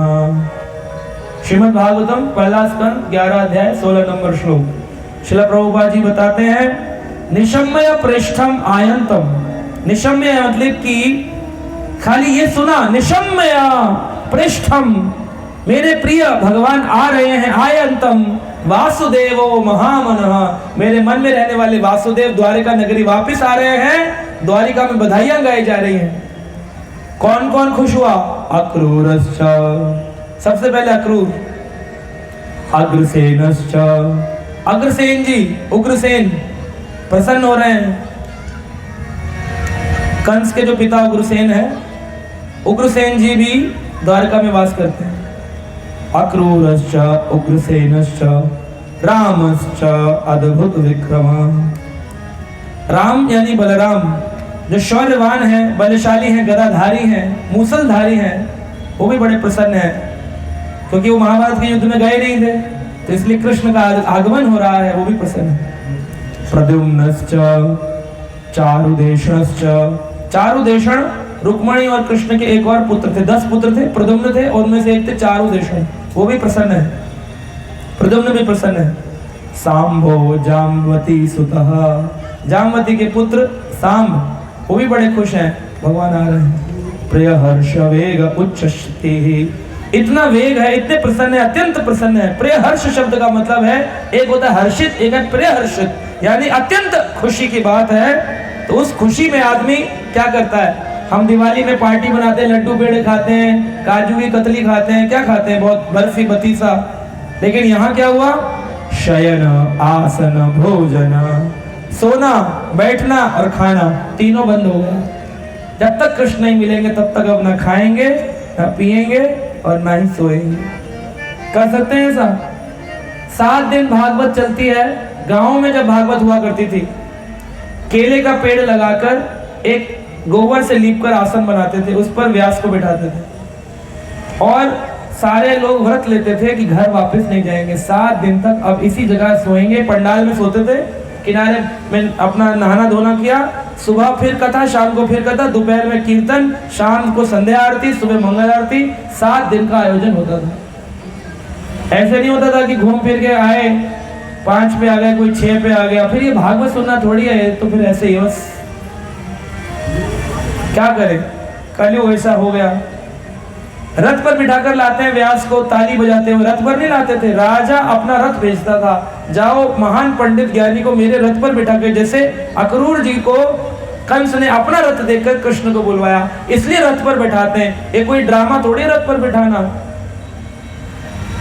गाड़ी से उतरकर रथ पर बैठ गए, रथ से उतरकर फिर गाड़ी में बैठ गए, फोटो खिंचाने के लिए रथ पर बिठा दिया। ये भागवत नहीं हो रही है इस संसार में। भागवत हमको सिर पर लेकर चलते, क्यों चलते हैं? क्यों सिर पर उठा के चलते हैं? अरे भागवत कृष्ण का वांग्मय स्वरूप है। कलयुग में जहां भागवत रखा है वहां कृष्ण अपने 12 अंगों के साथ विराजमान है, 12 स्कंध आवरण हो। अब वो कृष्ण तो देख नहीं रहे, फोटो खिंचा रहे हैं सिर पे भागवत रख के, और बाद में भागवत कहां गई मालूम नहीं। ग्रंथ का सम्मान होना चाहिए जैसे भगवान का सम्मान है। तब कहते हैं धर्मो रक्षितो रक्षिता, आप भागवत की रक्षा करेंगे, वक्त पड़ने पर भागवत आपकी रक्षा करेंगे। आप कहेंगे ऐसा थोड़ी हो सकता है, ये वंदन है, भागवत रक्षा करता है अपने भक्त की। बनारस में एक भागवत पढ़ा करते थे, भागवत वक्ता थे, सारा दिन भागवत पढ़ते थे, 6 घंटे 8 घंटे, लेकिन ज्यादा दिखावा नहीं था, इसलिए ज्यादा धन नहीं था, क्योंकि धन तो दिखावे में। रुक्मणी जी का विवाह करा दो, साड़ियां चढ़वा लो, गोवर्धन लीला करवा लो, भोग खिलवा लो, कृष्ण जन्म करा लो, लोटे मंगवा लो, बांसुरी मंगवा लो, टॉफियां मंगवा लो, बांट दो, नाच लो, गा लो, घर चले जाओ, हो गई भागवत। अरे भागवत का मतलब है परिवर्तन, भागवत का मतलब है संपूर्ण वैदिक सृष्टि का ज्ञान। अगर ये नहीं आया, परिवर्तन नहीं आया, हाथ में माला नहीं आई, गीता नहीं आई, तो आपने भागवत नहीं सुना। आपने एंटरटेनमेंट किया, टीवी देखा, कहानी सुनी, वाह वाह वाह वाह बहुत बढ़िया, मजा आ गया, मजे के लिए थोड़ी आए। इसका नाम है परिवर्तन, ट्रांसफॉर्मेशन। ओनली इंफॉर्मेशन नहीं, ट्रांसफॉर्मेशन। सारे लोग बड़े प्रसन्न होते थे और भागवत को सिर पर रख करके चला जाता था, क्योंकि भागवत ग्रंथ सम्मान्य ग्रंथ है। ऐसे ही वो बनारस के पंडित जी भागवत को सिर पे लेके चलते थे और भागवत को पढ़ते थे रोज। लेकिन घर में एक दिन बहुत गरीबी थी, कुछ 15-20 साधु आए तो उनकी पत्नी ने कहा 12 मूर्तियां आई हैं, मूर्ति मतलब साधु, 12 मूर्ति आई हैं, कैसे भोजन खिलाएं? घर में तो एक दाना नहीं है, जाइए कहीं से कुछ ले आइए। बोले अब मैं कहां से लाऊं, मेरे भागवत पढ़ने का टाइम हो रहा है। भागवत भागवत भागवत भागवत नहीं हो गया, जीना खराब कर दिया। उठाया भागवत और गंगा जी में ये छपा, वो चिल्ला मेरा भागवत। अरे ये मेरी सेवा है, रोज की नित्य सेवा है, नित्यम भागवत सेवा। कह जाओ तुम, खाने पीने को कुछ नहीं, खामा दुनिया को बना रहे हो, टाइम वेस्ट करते हो, बैठ बैठ भागवत पढ़ रहे हो। रोने लगे, बोले ठीक है, भागवत तो डूब ही गया पानी में, मैं जाता हूँ, कुछ लाता हूँ भिक्षाटन कर। कई द्वार पर गए लेकिन कुछ मिला नहीं। इनके घर पर एक पुत्र आया, एक लड़का आया, और वो लड़का पूरे गीले कपड़े में था और उसने कहा कि मैं मालिक का बेटा, मालिक का नौकर हूँ, मेरे जो मालिक हैं उनका नौकर हूँ, और आपके पतिदेव हमारे यहाँ नौकरी करते हैं, और उन्होंने कहा था जब मुझे जरूरत पड़ेगी तब तुम मेरे को सैलरी दे देना, वेतन मेहनताना। तो हम उनका वेतन देने के लिए आए हैं। कहाँ है वेतन? ये देखो, बैलगाड़ी में दूध, दही, चावल, अन्न, सारे मसाले सब लेकर के आए हैं। आज उनकी सैलरी देने का टाइम था, लेकिन वो आए नहीं लेने। तो कह रहे बड़े छुपे रुस्तम है, मुझे लगता था काशी में पेड़ के नीचे बैठकर केवल भागवत पढ़ा जा रहा है, लेकिन ये तो भागवत के साथ साथ नौकरी भी करते थे। देखो आज सैलरी आई है, बड़े खुश हुए।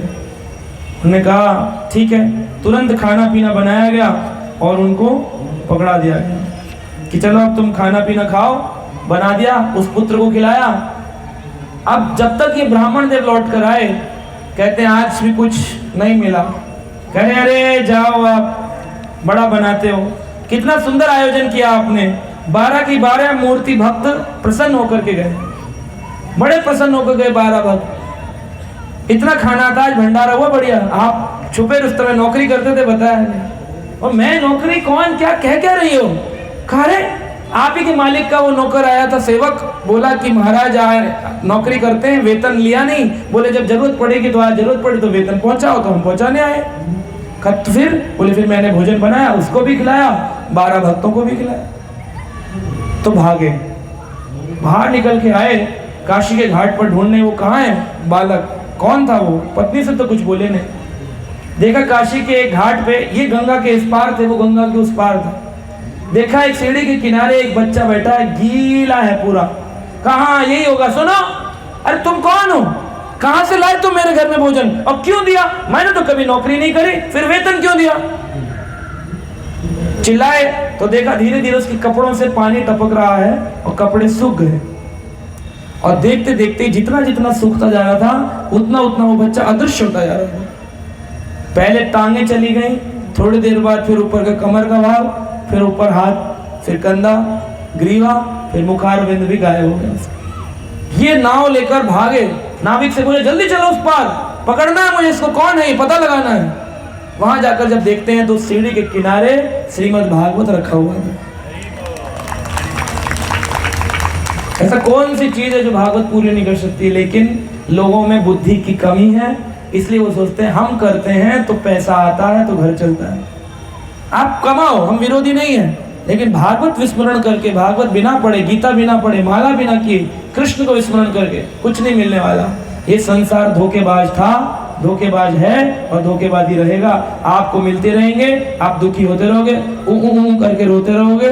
इससे बचना है तो तुरंत भागवत को, गीता को और माला को ले लो और अपने जीवन को सफल बनाओ।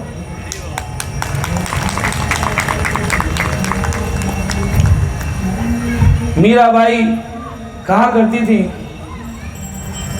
कस्तूरी तिलकम ललाट पटले। भगवान का स्मरण करो, वंदन करो।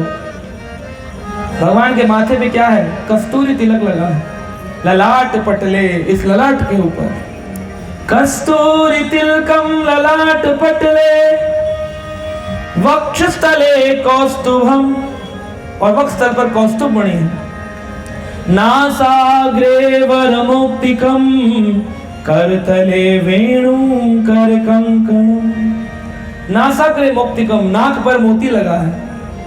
करतले वेणु, और हाथों में कर में बांसुरी है। और करेर कंकणम, और बाकी हाथ में कंगन है। सर्वांगे हरिचंदनम सुललितम, कंठे चा मुक्तावली। पूरे शरीर में चंदन लगा है। सुललितम, सुंदर दिख रहा है। कंठ में मुक्तावली पहनी है भगवान ने। गोपिस्त्रः परिवेशिस्तो, विजयते गोपाल चूड़ामणि। गोपियों के आराध्य है भगवान, कितने सुंदर है। तो भागवत को कृष्ण समझो और कृष्ण को भागवत समझो। आप देखेंगे यही सच्चा बंधन है। अक्रूर जी ने इस बंधन के आचार बनकर दिखाया। खाना पीना भूल जाता है आदमी, भगवान की ग्लोरी। आपके घर रिश्तेदार आने वाले हो, आपने प्रसाद बनाया हो, वो 2 बजे की जगह 5 बजे पहुंचे, तब भी आप खाओगे नहीं, कहोगे हम आपका इंतजार कर रहे हैं। लेकिन भगवान को बिना भोग लगाए, भगवान को बिना उठाए, भगवान का बिना नाम जप किए लोग खाए पिए जा रहे, खाए जा रहे, खाए जा रहे। खाओ पियो ऐश करो मित्रों। ये जीवन तो एंजॉयमेंट के लिए मिला रहे नहीं, ये साधन करने के लिए साधक को साधन शरीर मिला है, ताकि इस साधन के द्वारा साधक साधना करके साध्य को प्राप्त कर ले। साधक नहीं करेगा अगर साधना, तो क्या करेगा? ये शरीर बेकार है उस व्यक्ति के लिए।